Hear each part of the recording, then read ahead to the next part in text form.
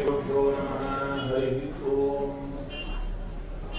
हयग्रीवं चिदानन्दविग्रहं सरनुग्रहं दशग्रीवच्छिदं शापान्मणिग्रीवविमोचनं स्वनामग्रहणादेव निरस्तग्रहविग्रहं वृन्दावनगतं वन्दे ब्रह्मरुद्रेन्द्रवन्दनं स्वान्तस्थानन्दशय्याय पूर्णज्ञानरसानसे उत्तुङ्गवाक्तरङ्गाय मध्वदुग्धाश्रये नमः। गुरुमखिलगुणज्ञं सद्गुणैकाधिवासं शमदमपरिनिष्टं सत्त्वनिष्ठं वरिष्ठं सकलसुजनशिष्टं नित्यनिर्धूतकष्टं हयमुखपदनिष्ठं मां भजन्तु प्रपन्नाः। पूज्याय राघवेन्द्राय सत्यधर्मरताय च भजतां कल्पवृक्षाय नमतां कामधेनवे नीलान्तराक्षसानन्तलीला गोपालपालितान् विद्यापयोनिधीन् वन्दे ब्रह्मविद्यागुरुन् मम। ब्रह्मचर्य हरिप्रीतिसुविद्यावादशालिनः इष्टदान् कष्टहर्तॄन्नः विद्यामान्यान् मुनीन् नमः। वादिराजपदद्वन्द्ववादिजासक्तमानसान् विश्वप्रियगुरून् वन्दे मन्दोऽहं धीविशुद्धये। सत्यं सत्यं पुनः सत्यं विष्णुतीर्थप्रसादतः सर्वे कामाः भवन्त्येव तवतो बिम्बसन्निधौ। चिन्तामणिं स्वभक्तानां कल्पवृक्षं च कामदं स्वामिनं त्वां रघुप्रेमतीर्थं वन्देह्यभीष्टदम्। अज्ञानतिमिरच्छेदं बुद्धिसम्पत्प्रदायकं विज्ञानविमलं शान्तं विजयाख्यगुरुं भजे। श्रीगुरुभ्यो नमः। हरिः ओम्। जन्माद्यस्य यतोऽन्वयादितरतश्चार्थेष्वभिघ्नस्वराट् तेने ब्रह्महृदायादिकवये मुख्यञ्चियं सूरयः तेजोवारिमृदां यथा विनिमयो यत्र त्रिसर्गो मृषा धाम्ना स्वेन सदा निरस्तकुहकं सत्यं परं धीमहि। श्रीगुरुभ्यो नमः। हरिः ओम्। ಏಕಾದಶಿ ಭಗವಂತನ ಕಥಾ ಕೇಳಲಿಕ್ಕಾಗಿಯೇ ಮೀಸಲಾದ ದಿನ. ಇನ್ಯಾವುದಕ್ಕೂ ಬೇರೆ ಇಂದ್ರಿಯಗಳಿಗೆ ಕೆಲಸವಿಲ್ಲ, ಕೊಡಬಾರದು ಅಂತ. ಎಲ್ಲ ಇಂದ್ರಿಯಗಳಲ್ಲಿ ಪ್ರಧಾನ ಇಂದ್ರಿಯ ಶ್ರವಣೇಂದ್ರಿಯ. ಆ ಶ್ರವಣೇಂದ್ರಿಯವನ್ನ ಇವತ್ತು ದೇವರಿಗೆ ಕೊಟ್ಟು ಕೇಳಬೇಕು. ಅದಕ್ಕೆ ಕಿವಿ ಕೊಟ್ಟ ಆಗಿರ್ಬೋದು, ಗೋಸೂರರು ದಿನ ದಿನ ದಾನ ಕೊಡ್ತೀರ, ಕೊಟ್ಟ ಮೇಲೆ ಮತ್ತು ಸ್ವಲ್ಪ ಕೊಡಿ ಅಂತ ಕೇಳಲಿಕ್ಕಿಲ್ಲ, ಹೌದು ತಾನೆ? ಹಾಗೆ ಕಿವಿಯನ್ನ ದೇವರಿಗೆ ಕೊಟ್ಟು ಬೆಳಬೇಕು ಮತ್ತು ಈಚೆ ಬೇರೆ ಕಡೆಗೆ ಹೋಗ್ಲೇಬಾರದು. ಸರಿ, ಯಾಕಂದ್ರೆ ಸಮಯ ಸ್ವಲ್ಪ ಇದೆ, 1 ಗಂಟೆ ಮಾತ್ರ ಇದೆ. ಆದ್ದರಿಂದ ಚತುರ್ಥ ಸ್ಕಂಧ ನನ್ನ ಮುಂದೆ ಕೂತಿದೆ. ಚೂರು ಸಿಂಹಾವಲೋಕನ ಮಾಡೋಣ. ಸಿಂಹಾವಲೋಕನ ಅಂದ್ರೆ ಎಲ್ಲ ಪ್ರಾಣಿಗಳು ಒಂದೇ ಸಮನೆ ಮುಂದಕ್ಕೆ ಓಡುತ್ತೆ ಅವೆಲ್ಲ, ಆದರೆ ಸಿಂಹ ಮಾತ್ರ ಮುಂದಕ್ಕೆ ಓಡುತ್ತಾ ಓಡುತ್ತಾ ಚೂರು ಹಿಂದಕ್ಕೆ ನೋಡಿ ಮತ್ತು ಓಡುತ್ತೆ. ಯಾಕೆ? ಹಿಂದೆ ಯಾರು ಬರ್ತಾ ಇದೆಯೋ. ಅದೇ ರೀತಿಯಲ್ಲಿ ನಮಗೂ ಸ್ವಲ್ಪ ಅಭ್ಯಾಸ, ಏನು ಮರು ಕೇಳ್ತಾ ಕೇಳ್ತಾ ಮುಂದಕ್ಕೆ ಹೋಗ್ತಾ ಕೇಳಿದ್ದನ್ನ ಬಿಟ್ಟು ಮುಂದದ್ದನ್ನ ಗ್ರಹಣ ಮಾಡ್ತಾ ಇರ್ತೇವೆ. ಕೇಳಿದ್ದನ್ನ ಸ್ಥಿರ ಮಾಡಿಕೊಂಡ್ರೆ ಅದು ಒಳ್ಳೆ ಭದ್ರ ಬುನಾದಿ ಆಗುತ್ತೆ. ಅದರ ಮೇಲೆ ಇನ್ನಷ್ಟು ಬೆಳ್ಳಿ ಕಟ್ಟಬಹುದು. ಹಾಗಾದ್ರೆ ಇಷ್ಟರವರೆಗೂ ಏನೋ ಕೇಳಿದ್ರಿ, ಎಷ್ಟು ಸ್ಕಂದ? 3 ಸ್ಕಂದ ಕೇಳಿಬಿಟ್ಟಿದ್ದೀರ. ಕೇಳೋದು ಸುಲಭ, ಒಂದೇ ಸಮನೆ ಕೂತು ಕೇಳೋದು ಕಷ್ಟ. ನನಗೆ ಗೊತ್ತು ನಿಮ್ಮ ಕಷ್ಟ. ಆದರೆ ಯಾಕಂದ್ರೆ ನಾವು 1 ಗಂಟೆ ಮಾತ್ರ ಕೊಡ್ತೇವೆ. ನೀವು ಎಷ್ಟು ಗಂಟೆ ಕಾಲ? 12:30 ತನಕ ಕೊಡಬೇಕಾಗಿದೆ. ನಿಮ್ಮ ಶಕ್ತಿಗೆ ನಮಸ್ಕಾರ. ಭಗವಂತ ನಿಮ್ಮಲ್ಲಿ ವಿಶೇಷ ಶಕ್ತಿ ಪ್ರಕಟ ಮಾಡಿದ್ದಾನೆ.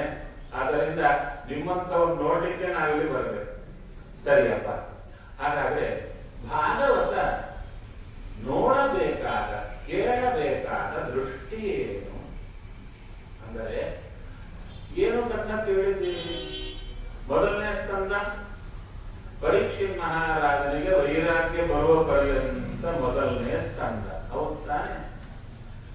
ಮೊದಲನೇ ಸ್ಕಂದರ ಕಥಾ ಅಂದ್ರೆ ಭವಿಷ್ಯ ಮಹಾರಾಜ ಹೀಗಿದ್ದ, ಎಂಥ ಯಜ್ಞಗಳು ಮಾಡಿದ್ದ, ನಂತರ ಬೇಟೆಗೆ ಹೋಗಿದ್ದ, ಋಷಿಯ ಕೊರಳಲ್ಲಿ ಸತ್ತ ಹಾವು ಹಾಕಿದ್ದ, ಶಾಪ ಪಡೆದಿದ್ದ, ಶುಕ ಮಹರ್ಷಿಗಳ ಕಾಲಿಗೆ ಬಿದ್ದ. ಕಥಾ ಮುಂದೆ ಹೋಗ್ತಾ ಇರುತ್ತೆ. ಅದಕ್ಕೆ ಎಚ್ಚರ ಕೊಡುತ್ತಾರೆ. ಭಾಗವತ ಕೇಳುವಾಗ ಎರಡು ದೃಷ್ಟಿ ಇರಲಿ. ಅದಕ್ಕೆ ಗೋಪಾಲದಾಸರು ಹೇಳ್ತಾರೆ, ತಿಳಿಯುವಲ್ಲಿ ತಿಳಿಪಲ್ಲಿ ತಿಳುವಳಿಕೆ ನೀನಾ. ತಿಳಿಸುವವರಲ್ಲಿ ಭಗವಂತ ಇದ್ದು ತಿಳಿಸ್ತಾನೆ, ತಿಳಿಯುವಂತ ನಿಮ್ಮಲ್ಲಿ ಇದ್ದು ನಿಮಗೆ ತಿಳಿಯುವಂತೆ ಮಾಡುತ್ತಾನೆ. ಮಧ್ಯೆ ಟ್ರಾನ್ಸ್ಫರ್ ಆಗೋದು ಯಾವುದು? ತಿಳುವಳಿಕೆ. ಅದರೊಳಗೂ ಭಗವಂತ ಇರುತ್ತಾನೆ. ಆ ಚಿಂತನೆ ಮಾಡಬೇಕು. ನಂತರ ಇನ್ನೇನು ಅಂದರೆ ಇಲ್ಲಿ ಭಾಗವತದಲ್ಲಿ ಬರತಕ್ಕಂಥ ಎಲ್ಲಾ ಭಗವದ್ಭಕ್ತರ ಕಥಾ, ಪೂರ್ಣ ಭಗವದ್ಭಕ್ತರ ಕಥಾ ಬರುತ್ತೆ. ಆ ಭಗವದ್ಭಕ್ತರ ಕಥಾ ಬಂದಾಗ ನಮ್ಮ ದೃಷ್ಟಿ ಸಾಮಾನ್ಯ ಯಾವುದು ಅಂದ್ರೆ ಫ್ರಂಟ್ ಎಂಡ್. ಯಾರು ಮುಂದೆ ಸಿಗ್ತಾರೋ ಅಲ್ಲಿಗೆ ಪರಿಸಮಾಪ್ತಿ ನಮ್ಮ ದೃಷ್ಟಿ. ಯಾಕೆ? ಧ್ರುವರಾಜ ಹೀಗೆ ಮಾಡಿದ, ವಿಶೇಷವಾಗಿ ದೇವಭೂತಿ ಹೀಗೆ ಮಾಡಿದ್ದು ಅಂತ ವ್ಯಕ್ತಿಯ ಪರಿಚಯವರೆಗೆ ಹೋಗ್ತಾ ಇರುತ್ತೆ. ವ್ಯಕ್ತಿ ಒಳಗಿರುವ ಶಕ್ತಿ ಪರ್ಯಂತ ನಮ್ಮ ದೃಷ್ಟಿ ಹೋಗಬೇಕು. ಅಂದರೆ ಭಗವಂತ ಅವರವರಲ್ಲಿ ನಿಂತು ಯಾರಲ್ಲಿ ಶ್ವಾಸ ಬಿಡಲು ಲೇಷ ಶಕ್ತಿ ಇಲ್ಲೆಂಬುದೇ ಫಲವಿದು ಬಾಳುವುದಕ್ಕೆ. ಬ್ರಹ್ಮದೇವರು ಮೊದಲುಕೊಂಡು ಇಲ್ಲ, ಲಕ್ಷ್ಮೀದೇವಿ ಮೊದಲುಕೊಂಡು ತೃಣಪರ್ಯಂತ ಪ್ರತಿಯೊಬ್ಬರು ಶ್ವಾಸ ಬಿಡಲಿಕ್ಕೆ ಶಕ್ತಿ ಇಲ್ಲ. ಪ್ರತಿಯೊಬ್ಬರಲ್ಲಿ ಭಗವಂತನೇ ನಿಂತು ಅವರ ಕಾರ್ಯಗಳನ್ನ ಮಾಡಿಸ್ತಾ ಇದ್ದಾನೆ. ಇದು ಹೇಳಲಿಕ್ಕೆ ಭಾಗವತ ಬಂದಿದೆ. ಅಂಥ ಕಾಲಕ್ಕೆ ಭಾಗವತದಲ್ಲಿ ಬಂದಿರತಕ್ಕಂತಹ ಪ್ರತಿಯೊಬ್ಬ ಮಹಾನುಭಾವರ ಚರಿತ್ರೆ ನೋಡಿದಾಗ ಅಲ್ಲಲ್ಲಿ ಭಗವಂತ ಅವರವರ ಹೆಸರಿಂದ ಆಯಾ ಕಾರ್ಯವನ್ನ ಮಾಡಿಸಿದ. ಎಂತೆಂಥ ಕಾರ್ಯ ಮಾಡಿಸಿದ್ದು ಸ್ವಾಮಿ ಯೋಗ್ಯತೆ ಇದ್ದದ್ದವರಿಗೆ ಅವರ ಮೂಲಕ ಮಾಡಿಸಿದ. ಅವನು ಯಾರೂ ಅಲ್ಲ, ನನ್ನ ಹೃದಯದಲ್ಲಿರುವ ಸ್ವಾಮಿ. ಮಮ ಸ್ವಾಮಿ ಹರಿರ ನಿತ್ಯಂ ಸರ್ವಸ್ಯ ಪತಿರೇವಚ ಎಂಬ ಈ ಕನೆಕ್ಷನ್ ಕೊಡದಿದ್ರೆ ಏನಾಗುತ್ತೆ ಅಂದರೆ ಮನೆ ಸುತ್ತು ಲೈಟಿಂಗ್ ಅರೇಂಜ್ಮೆಂಟ್ ಮಾಡಿದ್ರಿ, ಪ್ಲಗ್ಗಲ್ಲಿ ಅಂದ್ರೆ ಇದು ಸ್ವಿಚ್ ಹಾಕಿಲ್ಲ ಅಷ್ಟೇ. ಆದ್ದರಿಂದ ಏನೇ ಕಥಾ ಕೇಳಿದ್ರು ಬಿಂಬನಲ್ಲಿ ಸಮನ್ವಯ ಮಾಡಬೇಕು. ಹಾಗಾದ್ರೆ ಚತುರ್ಥ ಸ್ಕಂದಕ್ಕೆ ಹೊರಟಾಗ ಅಲ್ಲಿ ಪ್ರಶ್ನೆ ಬರ್ತಾ ಇದೆ. ಅತ್ರಿ ಮಹರ್ಷಿಗಳ ಮಹಾನುಭಾವರ ಚರಿತ್ರೆಯನ್ನ ಹೇಳ್ತಾ ಬರ್ತಾ ಇದ್ದಾರೆ. ಅಲ್ಲಿ ವಿದುರ ಕೇಳ್ತಾ ಇದ್ದಾರೆ, ಅತ್ರಿ ಮಹರ್ಷಿಗಳ ಮನೆಯಲ್ಲಿ ಅತ್ರೇರ್ ಗೃಹೇ ಸುರಶ್ರೇಷ್ಠಾಃ ಸ್ಥಿತ್ಯಂತ ಉತ್ಪತ್ತಿ ಹೇತವಃ ಕಿಂಚಿತ್ ಚಿಕಿತ್ಸವೋ ಜಾತಾಃ ಏತದಾಖ್ಯಾಹಿ ಮೇ ಗುರು. ಒಬ್ಬರಲ್ಲ ಇಬ್ಬರಲ್ಲ, 3 ಜನ ಬ್ರಹ್ಮ ವಿಷ್ಣು ಮಹೇಶ್ವರರು ಅತ್ರಿ ಮಹರ್ಷಿಯ ಮನೆಯಲ್ಲಿ ಮಕ್ಕಳಾಗಿ ಬಂದರಯ್ಯ. ಅದಕ್ಕೆ ಹೇಳ್ತಾರೆ, ಏನವರ ಮನಸ್ಸಲ್ಲಿತ್ತು, ಏನು ಮಾಡಬೇಕು ಅಂತ ಮಹರ್ಷಿಗಳ ಮಕ್ಕಳಾಗಿ ಬಂದರು ಅಂದಾಗ ವಿಶೇಷವಾಗಿ ಅತ್ರಿ ಮಹರ್ಷಿಗಳು ಬ್ರಹ್ಮ ವಿದಾಂಬರ, ಭಗವಂತರನ್ನ ಚೆನ್ನಾಗಿ ತಿಳಿದವರಲ್ಲಿ ಶ್ರೇಷ್ಠರು. ಅವರು ತಮ್ಮ ಹೆಂಡತಿ ಅನಸೂಯೆಯಿಂದ ಕೂಡಿಕೊಂಡು ವೃಕ್ಷಂ ಕುಲಾದ್ರಿಂ ತಪಸ್ಸಿ ಸ್ಥಿತಃ, ಅಲ್ಲಿ ವೃಕ್ಷ ಕುಲಾದ್ರಿಗೆ ಹೋಗಿ ತಪಸ್ಸನ್ನ ಮಾಡುತ್ತಾ ಇದ್ದಾರೆ. ನಂತರ ವಿಶೇಷವಾಗಿ ಹೇಗೆ ತಪಸ್ಸನ್ನು ಮಾಡಿದರು ಅಂತ ಹೇಳ್ತಾರೆ, ಪ್ರಾಣಾಯಾಮೇನ ಸಂಯಮ್ಯ ಮನೋ ವರ್ಗಶತಂ ಮುನಿ ಅತಿಷ್ಠರೇಕಪಾದೇನ ನಿರ್ದ್ವಂದ್ವೋ ಅನಿಲ ಭೋಜನ. ಪ್ರಾಣಾಯಾಮದಿಂದ ಮನಸ್ಸನ್ನು ನಿಗ್ರಹ ಮಾಡಿದರಂತೆ. ಇಲ್ಲಿ ಕೇವಲ ನಮಗೆ ಕಥೆಗಳನ್ನ ಕೇಳಿ ಬಿಡುವುದರಲ್ಲಿ ತಾತ್ಪರ್ಯ ಇರಬಾರದು. ಆ ಮಹಾನುಭಾವರು ಯಾರು ಯಾರು ಎಂತೆಂಥ ಸಾಧನೆ ಮಾಡಿದ್ರು ಅದು ನಮ್ಮಲ್ಲಿ ಅಳವಡಿಸಿಕೊಳ್ಳಿಕ್ಕೆ ನೋಡಬೇಕು. ಹಾಗಾದ್ರೆ ಪ್ರತಿಯೊಬ್ಬರ ಚರಿತ್ರೆಯಲ್ಲಿ ಬರುವುದೇನಯ್ಯ ಅಂದ್ರೆ ಪ್ರತಿಯೊಬ್ಬರು ಮಾಡಿದ ಕೆಲಸ ಪ್ರಾಣಾಯಾಮ. ನಾವು ಮಾಡದೇ ಇರೋದು ಪ್ರಾಣಾಯಾಮ ಅಂದ ಕೂಡಲೇ ಸಾಮಾನ್ಯ ಮೂಗು ಹಿಡಿಯೋದು ಅಂತಾನೆ ಕಲ್ಪನೆ ಅಲ್ವಾ? ಅದು ಮೂಗು ಎಲ್ಲಿ ಹಿಡಿಬೇಕು ಗೊತ್ತಿಲ್ಲ. ಮೂಗು ತುದಿ ಹೀಗೆ ಹಿಡಿಯುತ್ತಾರೆ, ಅದು ಯಾಕೆ ಹಿಡಿಬೇಕು ಗೊತ್ತಿಲ್ಲ. ಆಚಾರ ಹೇಳಿದ್ರು ಹಿಡಿದ್ರಿ, ಕೊನೆಗೆ ಆಚಾರ ಮೂಗು ಹಿಡಿದಿಲ್ಲ, ದೇವರ ದಯ. ಹೌದು ತಾನೆ? ಅಪ್ಪ ಮೂಗು ಹಿಡಿದ್ರೆ ಆಚಾರ ಹಿಡಿದಿಲ್ಲ. ಯಾಕೆ? ಏನು ಮಾಡಬೇಕು, ಯಾಕೆ ಮಾಡಬೇಕೆಂಬ ವಿಷಯವೇ ಗೊತ್ತಿಲ್ಲದೆ ಕಾರ್ಯ ಮಾಡ್ಲಿಕ್ಕೆ ಹೋದ್ರೆ ಹಾಗಾಗುತ್ತೆ. ಪ್ರಾಣಾಯಾಮದಿಂದ ಏನಾಗುತ್ತೆ? ಮನಸ್ಸಿನ ನಿಯಮನ ಆಗುತ್ತೆ. ಪ್ರಾಣಾಯಾಮದಿಂದ ಮನಸ್ಸಿನ ನಿಯಮನ ಮಾಡಿ ತಪಸ್ಸು ಮಾಡುತ್ತಾರೆ. ಎಷ್ಟು ಕಾಲ ಮಾಡಿದ್ರು? ಸ್ವಲ್ಪೇ ಕಾಲ, 100 ವರ್ಷಗಳು. ನಾವು ಸೇವಾ ಶುರು ಮಾಡಿದ ಕೂಡಲೇ ರಾಯರತ್ರೆ ಕೌಂಟ್ ಡೌನ್ ಶುರು ಆಗಿರುತ್ತೆ. ಒಂದು ವಾರವೇ ಸಂಕಲ್ಪ, ಅದು 3 ದಿವಸ ಸಾಕೇನು ಅಂತ ನೋಡುತ್ತೇವೆ. ಅದರಲ್ಲಿ 1 ದಿನ ಮುಗೀತು, 2 ದಿನ ಮುಗೀತು ಅಂತ ಇವರ 100 ವರ್ಷಗಳು ತಪಸ್ಸು ಮಾಡುತ್ತಾ ಇದ್ದಾರೆ. ಹಾಗಾದ್ರೆ ತಪಸ್ಸು ಮಾಡಿದ್ರು ಹೇಗೆ? ಅತಿಷ್ಠ ಏಕಪಾದೇನ, ಒಂದೇ ಕಾಲ ಮೇಲೆ ನಿಂತರು. ನಿರ್ದ್ವಂದ್ವ ಅನಿಲ ಭೋಜನ, ಇವರೆಲ್ಲ ತಪಸ್ಸು ಮಾಡ್ತಾ ಇದ್ದಾರಲ್ವಾ, ಇವರಿಗೆ ಯಾರಿಗೂ ಕೂಡ ತೊಂದರೆಗಳಿಲ್ವಾ ಅಂದ್ರೆ ಅವರು ಪಟ್ಟಷ್ಟು ತೊಂದರೆಗಳು ನಾನು ಪಡ್ತಾ ಇಲ್ಲ. ನಮ್ಗೆ ತುಂಬಾ ಫೆಸಿಲಿಟಿ ಇದೆ. ಆ ಕಾಡಿನಲ್ಲಿ ಏನು ಕಷ್ಟ ನಷ್ಟಗಳು ಬಂದರೂ ತಡಕೊಂಡು ತಪಸ್ಸಿಗೆ ಕೂತಿದ್ದಾರೆ. ಭೋಜನ ಅನಿಲ ಭೋಜನ, ವಾಯುದೇವರೇ ಭೋಜನ.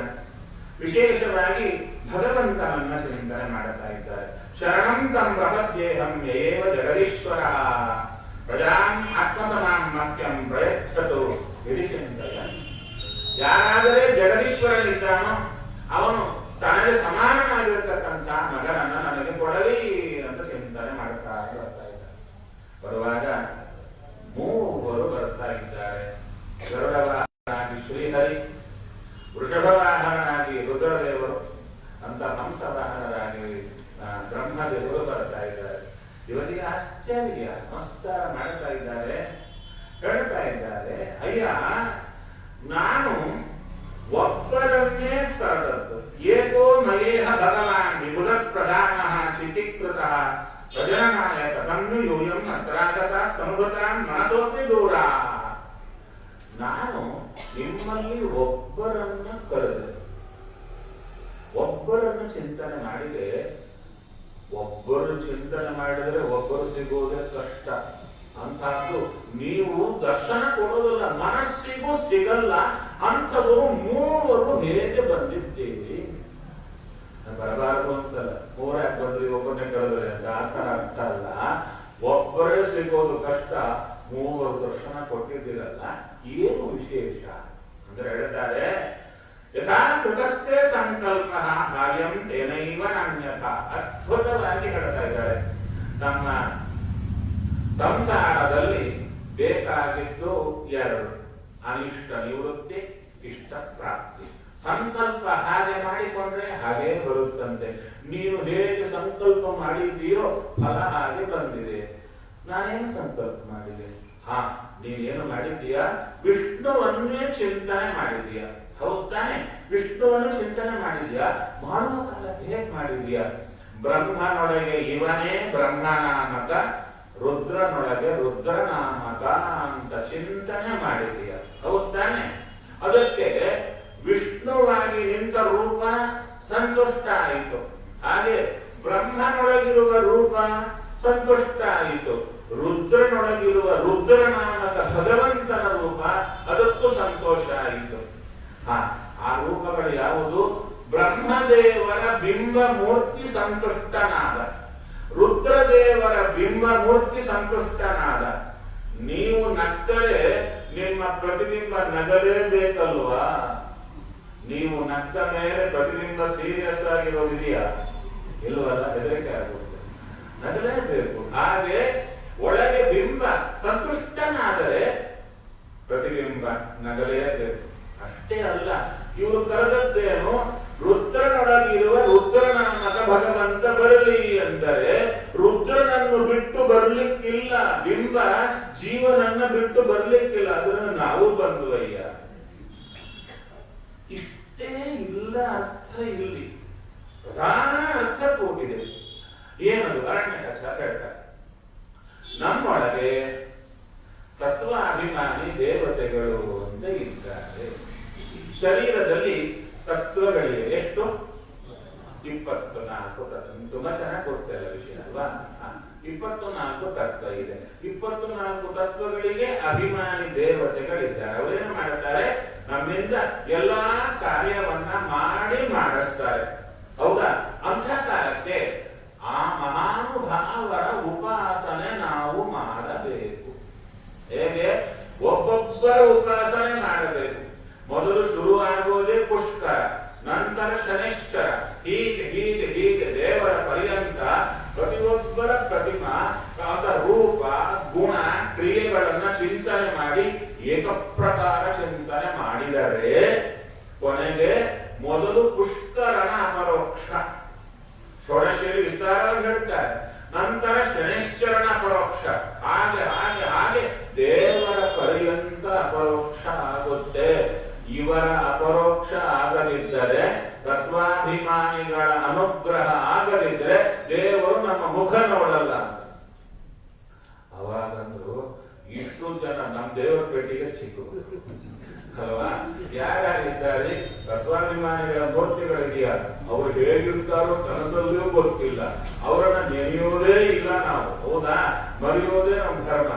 ಅಂಥ ಕಾಲಕ್ಕೆ ಅವರೆಲ್ಲರನ್ನ ಚಿಂತನೆ ಮಾಡಬೇಕಂದ್ರೆ ಯಾವ ಕಲ್ಪಕ್ಕಾಗಬೇಕು?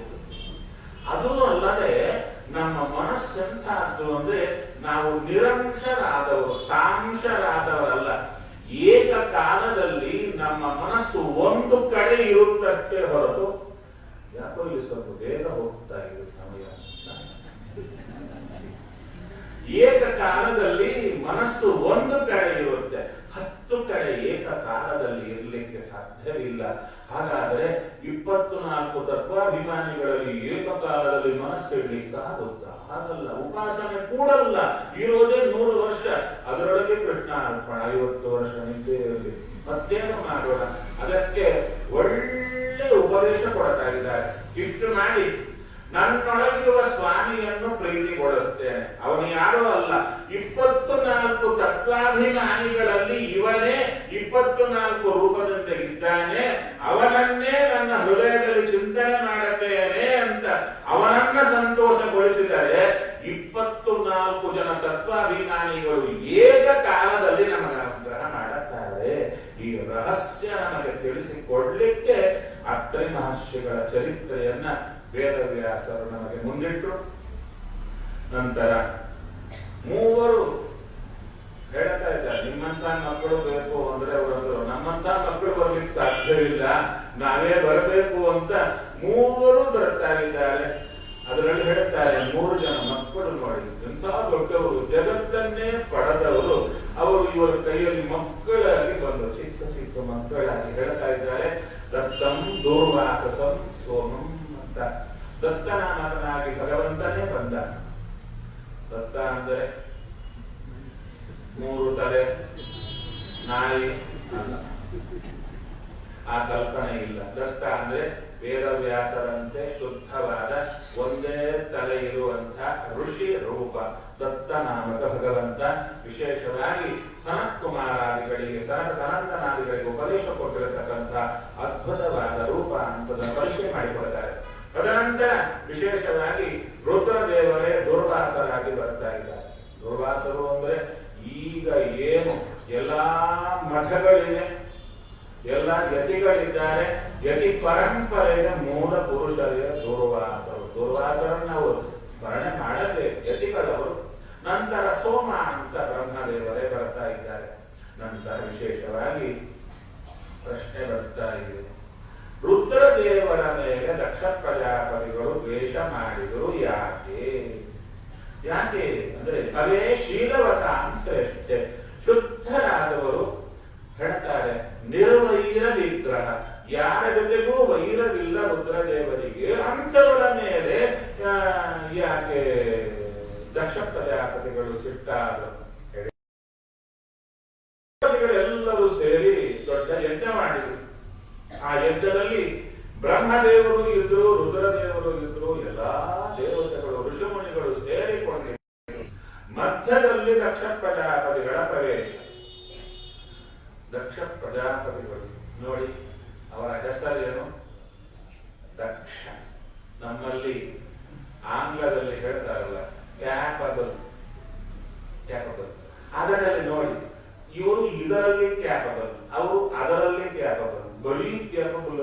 ಯಾವುದರಲ್ಲಿ ಅಂತ ಹೋಗುತ್ತಲ್ವಾ?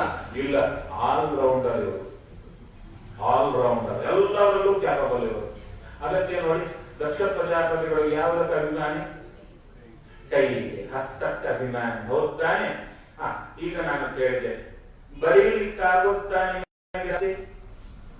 ನನ್ನ ಕೈಲಿ ಆಗಲ್ಲ. ಊಟ ಮಾಡ್ಲಿಕ್ಕಾಗುತ್ತಾ? ಬಾಯಲ್ಲಿ ಆಗಲ್ಲ ಅಂಬಲ್ಲ, ನನ್ನ ಕೈಲಿ ಆಗಲ್ಲ. ನಡ್ಕೊಂಡು ಬರ್ತೀರಾ? ಕಾಲಲ್ಲಿ ಆಗಲ್ಲ. ಹೇಳಲ್ಲ, ಏನ್ ಹೇಳ್ತೀರಾ? ನನ್ನ ಕೈ ಅಲ್ರಿ, ಕೈಯಲ್ಲಿ ನಡ್ಕೊಂಡು ಬರ್ತೀರಾ? ಇಲ್ಲಲ್ಲ. ಆದರೆ ಎಲ್ಲದಕ್ಕೂ ಕೈಯಲ್ಲಿ ಯಾಕೆ ಬಂದಿದೆ? ಸುಮ್ಮನೆ ಮೂರ್ಖವಾದ ಒಂದು ರೂಢಿ ಅಲ್ಲ. ದಕ್ಷ ಪ್ರಜಾಪತಿಗಳು ಎಲ್ಲಾ ಇಂದ್ರಿಯಗಳಲ್ಲಿ ಅವರ ಕೈವಾಡವಿದೆ. ಅಂಥ ಅದ್ಭುತ ವ್ಯಕ್ತಿ. ಆದರೆ ಪ್ರಾರಬ್ಧ ಕರ್ಮ ಅಜ್ಞಾನ ಯಾರಿಗೂ ಬಿಟ್ಟಿದ್ದಲ್ಲ, ರುಜುಗಣಸ್ಥರನ್ನು ಬಿಟ್ಟು. ಅಂಥವರಿಗೆ ಪ್ರಾರಬ್ಧ ಕರ್ಮದಿಂದ ಅಹಂಕಾರ ಬರ್ತಾ ಇದೆ. ಇಲ್ಲಿ ವಿಶೇಷವಾದ ಈ ಸಬ್ಜೆಕ್ಟ್ ಅಲ್ಲಿ ಬರ್ತಾ ಇದೆ. ನಮ್ಮೊಳಗೆ ಇರುವ ಹೆಗ್ಗಣ ಯಾವುದು? ಅಹಂಕಾರ. ನೋಡ್ತಾ ಇರ್ತೇವೆ, ಯಾರಾದ್ರೂ ನಮಸ್ಕಾರ ಮಾಡಿದರೆ ಓ ಬೆಟ್ಟ ಬಂದಷ್ಟು ಆನಂದ, ನಮಸ್ಕಾರ ಮಾಡಿಲ್ವ ಅದೇನೋ ಎಲ್ಲ ಕಳ್ಕೊಂಡಷ್ಟು ದುಃಖ. ಏನು ಕಾರಣ? ನನಗೇ ನಮಸ್ಕಾರ ಮಾಡುತ್ತಾರೆ ಎಂಬ. ಅದು ಸಬ್ಜೆಕ್ಟ್ ಇಲ್ಲಿ ಹೇಳ್ತಾ ಇದ್ದಾರೆ. ಬಂದು ದಕ್ಷ ಪ್ರಜಾಪತಿಗಳು ಎಲ್ಲರೂ ಎದ್ರು, ಬ್ರಹ್ಮದೇವರೆದ್ದಿಲ್ಲ, ರುದ್ರದೇವರೆದ್ದಿಲ್ಲ. ಆಗ ಎಲ್ಲರ ಮುಂದೆ ನಿಂದ ಮಾಡ್ತಾ ಇದ್ದಾರೆ. ನೋಡಿ, ಈತ ಲೋಕಪಾಲಕ, ಕಕ್ಷೆಯಲ್ಲಿ ದೊಡ್ಡವ ಹೌದು, ಆದರೆ ನನ್ನ ಮಗಳ ಕೈ ಹಿಡಿದು ನನಗೆ ಅಳಿಯನಾಗಿದ್ದಾನೆ. ಅಳಿಯ ಅಂದ್ರೂ ಶಿಷ್ಯ ಒಂದೇ. ಆದ್ದರಿಂದ ನನ್ನ ಶಿಷ್ಯನಾಗಿ ಏಷಮೇ ಶಿಷ್ಟತಾಂ ಪ್ರಾಪ್ತ, ನನ್ನ ಶಿಷ್ಯನಾಗಿದ್ದಾನೆ. ಆದ್ದರಿಂದ ನಾನು ಬಂದಾಗ ಎದ್ದು ನಮಸ್ಕಾರ ಮಾಡಿಲ್ಲ, ಮಾತು ಆಡಿಲ್ಲ. ಆದ್ದರಿಂದ ಇವನು ವಿಶೇಷವಾಗಿ ಬ್ರಹ್ಮದೇವರು ಹಾಕಿಕೊಟ್ಟಿರುವ ಮರ್ಯಾದೆಯನ್ನ ಉಲ್ಲಂಘನ ಮಾಡಿದ್ದಾನೆ. ಇಂಥವನಿಗೆ ನನ್ನ ಮಗಳನ್ನ ಕೊಟ್ಟೆ ಅಂತ ನಾನಾ ಭಾಷಣಗಳನ್ನು ಮಾಡ್ತಾ ಇದ್ದಾರೆ. ಏನ್ ಹೇಳ್ತಾರೆ? ಮರ್ಕಟಲೋಚನ ಹೇಗಿದ್ದಾನೆ ನೋಡಿ, ನನ್ನ ಮಗನ ಕೊಡುವಾಗ ಕಾಣಿದೆ, ಈ ಕಾಣ್ತಾ ಇದೆ. ಕೋಟಿ ತರ ಕಣ್ಣು. ಅದನ್ನೇ ಹೇಳಿದ್ರು, ನಮಗೆ ಬೇಕಾದಾಗ ವ್ಯಕ್ತಿ ಒಂಥರ ಕಾಣುತ್ತಾರೆ, ಬೇಡದಾಗ ಅದೇ ವ್ಯಕ್ತಿ ಬೇರೆ ಕಾಣುತ್ತಾರೆ ಎಂಬುದಕ್ಕೆ ಇದೇ ದೃಷ್ಟಾಂತ. ಹೋಗ್ತಾನೆ. ಆ ರೀತಿಯಲ್ಲಿ ಮರ್ಕಟಲೋಚನ. ಅಷ್ಟೇ ಅಲ್ಲ, ಹೇಳ್ತಾ ಇದ್ದಾರೆ, ಇವ ಶಿವ ಅಲ್ಲ, ಅಶಿವ, ಅಮಂಗಲ. ಯಾಕೆ? ಯಾವಾಗಲೂ ಚಿತಾಭಸ್ಮದನ್ನೇ ಸ್ನಾನ ಮಾಡುತ್ತಾನೆ. ಮಾಡ್ಲಿ ಬಿಡ್ರಿ ಅಂತೀರಾ? ಚಿತಾಭಸ್ಮ ನಮ್ಮ ತಲೆಯ ಮೇಲೆ ಚೂರು ಬಿದ್ದರೆ ಸಚೈಲ ಸ್ನಾನ ಮಾಡಬೇಕು. ಅಷ್ಟು ಅಪವಿತ್ರ. ಅಂತದ್ದು ಚಿತಾಭಸ್ಮದಿಂದಲೇ ಸ್ನಾನ ಮಾಡ್ತಾನೆ. ನೋಡಿ, ರುದ್ರದೇವರಿಗೆ ಸ್ವಯಂ ವ್ಯಕ್ತ ಸ್ಥಳಗಳಲ್ಲಿ ನೋಡಿ, ಬೆಳಿಗ್ಗೆ ಒಂದು ಪಾಲಕಿ ಹೋಗುತ್ತೆ. ಎಲ್ಲಿಂದ? ದೇವಸ್ಥಾನದಿಂದ, ಮಂಗಳವಾರದಿಂದ ಎಲ್ಲಿಗೆ ಹೋಗುತ್ತೆ? ಸ್ಮಶಾನ ಭೂಮಿಗೆ ಹೋಗಿ ಅಲ್ಲಿರತಕ್ಕಂತ ಭಸ್ಮವನ್ನ ಕಲಶದಲ್ಲಿ ತರ್ತಾರೆ, ತಂದು ರುದ್ರದೇವರಿಗೆ ಹಚ್ತಾರೆ. ಅದಕ್ಕೆ ದೋಷ ಇಲ್ಲ, ಅಭಿಷೇಕ ಮಾಡುತ್ತಾರೆ. ಸ್ಮಶಾನ ಭಸ್ಮವನ್ನೇ ಹಾಕ್ತಾರೆ. ಎಲುಬುಗಳನ್ನು ಆರಿಸಿಕೊಂಡು ಈತ ಕೊರಳಲ್ಲಿ ಹಾಕೊಳ್ಳುತ್ತಾನೆ. ಪ್ರೇತಾಸ್ತ್ಯ ಗ್ರಂಥಿ ಭೂಷಣ. ಅಷ್ಟೇ ಅಲ್ಲ, ಹುಚ್ಚನಾಗಿರುತ್ತಾನೆ, ಉನ್ಮತ್ತನಾಗಿರುತ್ತಾನೆ, ನಗ್ನನಾಗಿರುತ್ತಾನೆ. ಯಾವಾಗೂ ನಗುತ್ತಾನೆ, ಅಳತಾನೆ, ತಿರುಗ್ತಾ ಇರುತ್ತಾನೆ. ಸ್ಮಶಾನಗಳಲ್ಲಿ ತಿರುಗ್ತಾ ಇರುತ್ತಾನೆ. ಅದಕ್ಕೆ ಹೇಳ್ತಾ ಇದ್ದಾರೆ, ಒಂದು ರೀತಿಯಲ್ಲಿ ಇದು ದೂಷಣ, ಆದರೆ ಇನ್ನೊಂದು ರೀತಿಯಲ್ಲಿ ಭೂಷಣ. ಏನದು? ಮರ್ಕಟಲೋಚನ. ರುದ್ರದೇವರು ಹೋಗ್ತಾನೆ. ಮರ್ಕಟಲೋಚನ ಅಂದ್ರೆ ಕೋತಿ ತರಕ. ಮರ್ಕಟ ಶಬ್ದಕ್ಕೆ ಕೋತಿ ಇಷ್ಟು ಮಾತ್ರ ಅರ್ಥ ಅಲ್ಲ. ಮರ್ ಅಂದ್ರೆ ಮರಣ, ಅದನ್ನ ಕಟ ಅಂದ್ರೆ ದಹನ ಮಾಡೋದು. ನಮ್ಮ ಅಪಮೃತ್ಯುವನ್ನು ದಹನ ಮಾಡುವ ರುದ್ರದೇವರ 3 ಕಣ್ಣನ್ನ ಯಾರು ಚಿಂತನೆ ಮಾಡುತ್ತಾರೋ ಅವರ ಅಪಮೃತ್ಯು ದಹನ ಆಗಿಬಿಡುತ್ತೆ. ಅಂಥ ಶಕ್ತಿ ಇರತಕ್ಕ ಮರ್ಕಟಲೋಚನ. ಅಷ್ಟೇ ಅಲ್ಲ, ಯಾರದ್ದು ಚರಿತ್ರೆ ಕೇಳಿದ್ದೀರಲ್ವ ನೀವು? ಯಾರ ಅಸ್ಥಿ ಸಂಚಯನ ಮಾಡುವಾಗ ಯಾಗವಾಡಿದರು, ಅವರ ಅಸ್ಥಿ ಸಂಚಯನ ಮಾಡುವಾಗ ಅಸ್ಥಿಯನ್ನ ಕಿವಿ ಹತ್ರ ಇಟ್ಟುಕೊಂಡ್ರೆ ವಿಶೇಷವಾಗಿ ಶಬ್ದ ಭಾಗವತದಲ್ಲಿತ್ತು. ಅಂತ ಅಸ್ಥಿ ಹಾಕೊಂಡು ಅಂತ ಭಸ್ಮ ಹಚ್ಚಿಕೊಳ್ಳುವರು. ಅಷ್ಟೇ ಅಲ್ಲ, ಯಾವಾಗಲೂ ಉನ್ನಮತ್ತರಾಗಿರ್ತಾರಂತೆ. ಹೇಳ್ತಾ ಇದ್ದಾರೆ, ಮತ್ತರು ಶಾಸ್ತ್ರ ಹೇಳುತ್ತೆ, ಭಗವಂತನ ದರ್ಶನ ಮಾಡಿದವ ಹೇಗಿರ್ತಾನೆ? ಮತ್ತೋ ಭವತಿ, ಸ್ತಬ್ಧೋ ಭವತಿ, ಆತ್ಮಾರಾಮೋ ಭವತಿ. ದೇವರನ್ನ ಕಂಡವ ಮತ್ತನಾಗ್ತಾನೆ, ಆನಂದದಲ್ಲಿರ್ತಾನೆ. ಅವನಿಗೆ ಯಾವುದು ಬೇಕಾಗಿಲ್ಲ. ಅದರಲ್ಲಿ ರುದ್ರ ದೇವರೊಂದು. ಆ ರೀತಿಯಲ್ಲಿ ವಿಶೇಷವಾಗಿ ಮತ್ತರಾಗಿರ್ತಾರೆ. ಇನ್ನ ನಗುತ್ತಾರೆ, ಅಳುತ್ತಾರೆ, ನಗುವರೋ, ರೋಧಿಸುವರೋ, ನಾಟ್ಯವಾಡುವರೋ, ಆ ರೀತಿಯಲ್ಲಿ ಮಹಾಭಾಗವತರು. ಆದರೆ ಶಾಪ ಕೊಡ್ತಾ ಇದ್ದಾರೆ. ಈತನಿಗೆ ಯಜ್ಞ ಭಾಗವೇ ಇಲ್ಲದೆ ಹೋಗಲಿ ಅಂತ ಶಾಪ ಕೊಟ್ಟು ಸಭೆ ಮಧ್ಯೆಯಿಂದ ಎದ್ದು ಹೋಗ್ತಾ ಇದ್ದಾರೆ. ನಂತರ ಶಾಪ ಪ್ರತಿಶಾಪಗಳು ಬರ್ತಾ ಇವೆ. ನಂದಿ ಎಲ್ಲರಿಗೂ ಶಾಪ ಕೊಡ್ತಾ ಇದ್ದಾರೆ. ನಮಗೆ ತತ್ವಜ್ಞಾನ ವಿಮುಖರಾಗಲಿ ಅಂತ ಕೊಟ್ಟರೆ ಭೃಗು ಮಹರ್ಷಿಗಳು ಶಾಪ ಕೊಡ್ತಾ ಇದ್ದಾರೆ. ಯಾರು ರುದ್ರದೇವರನ್ನು ಅನುಸರಿಸಿ ಬರ್ತಾರೋ ಅವರೆಲ್ಲರೂ ಪಾಖಂಡಿಗಳಾಗಲಿ ಅಂತ ಶಾಪ ಪ್ರತಿಶಾಪಗಳು ಬಂದ ಮೇಲೆ ರುದ್ರದೇವರು ಚೂರು ಮನಸ್ಸು ಕೆಟ್ಟವರಂತೆ ಹೊರಟೋದ್ರಂತೆ. ಅಲ್ಲ, ರುದ್ರದೇವರಿಗೆ ಮನಸ್ಸು ಯಾಕೆ ಕೆಡ್ತು ಅಂದ್ರೆ ಕೆಟ್ಟವರಂತೆ ಅಂತ ಯಾಕೆ ಹೇಳಿದ್ರು? ಇಷ್ಟು ಜನರೊಳಗಿದ್ದು ಶಾಪ ಕೊಡಿಸಿದ್ದು ಇವರೇ. ನಾಟಕ ಬರೀ ಆಡ್ತಾ ಇರ್ತಾರೆ. ಸರಿ, ಅಪ್ಪನಾಗಿರ್ತಕ್ಕಂಥ ಯಾರು ದಶ ಪ್ರಜಾಪತಿಗಳು ಯಜ್ಞ ಮನೆಯಲ್ಲಿ ಸಂಕಲ್ಪ. ಯಜ್ಞದ ಸಂಕಲ್ಪಕ್ಕೆ ಹಿನ್ನೆಲೆ ಏನು ಅಂದರೆ ಅಡಿಯನ್ನ ಕೈಯಬಾರದು. ಇಷ್ಟೇ ಸಂಕಲ್ಪ. ದೇವರ ಪ್ರೀತಿಯಾಗಲಿ ಅಂತ ನೋಡಿ. ಯಾವುದು? ವಿಷ್ಣು ಪಂಚದ ಉದ್ಯಾಪನೆ ಆರ್ಡರ್ ಕೊಟ್ಟಿರ್ತಾರೆ. ಎಷ್ಟು? ಬೆಳ್ಳಿ ತಂಬಿಗೆ, ದೊಡ್ಡ ಸೈಜ್ ತಂಬಿಗೆ ಬರಬೇಕು ದಾನಕ್ಕೆ.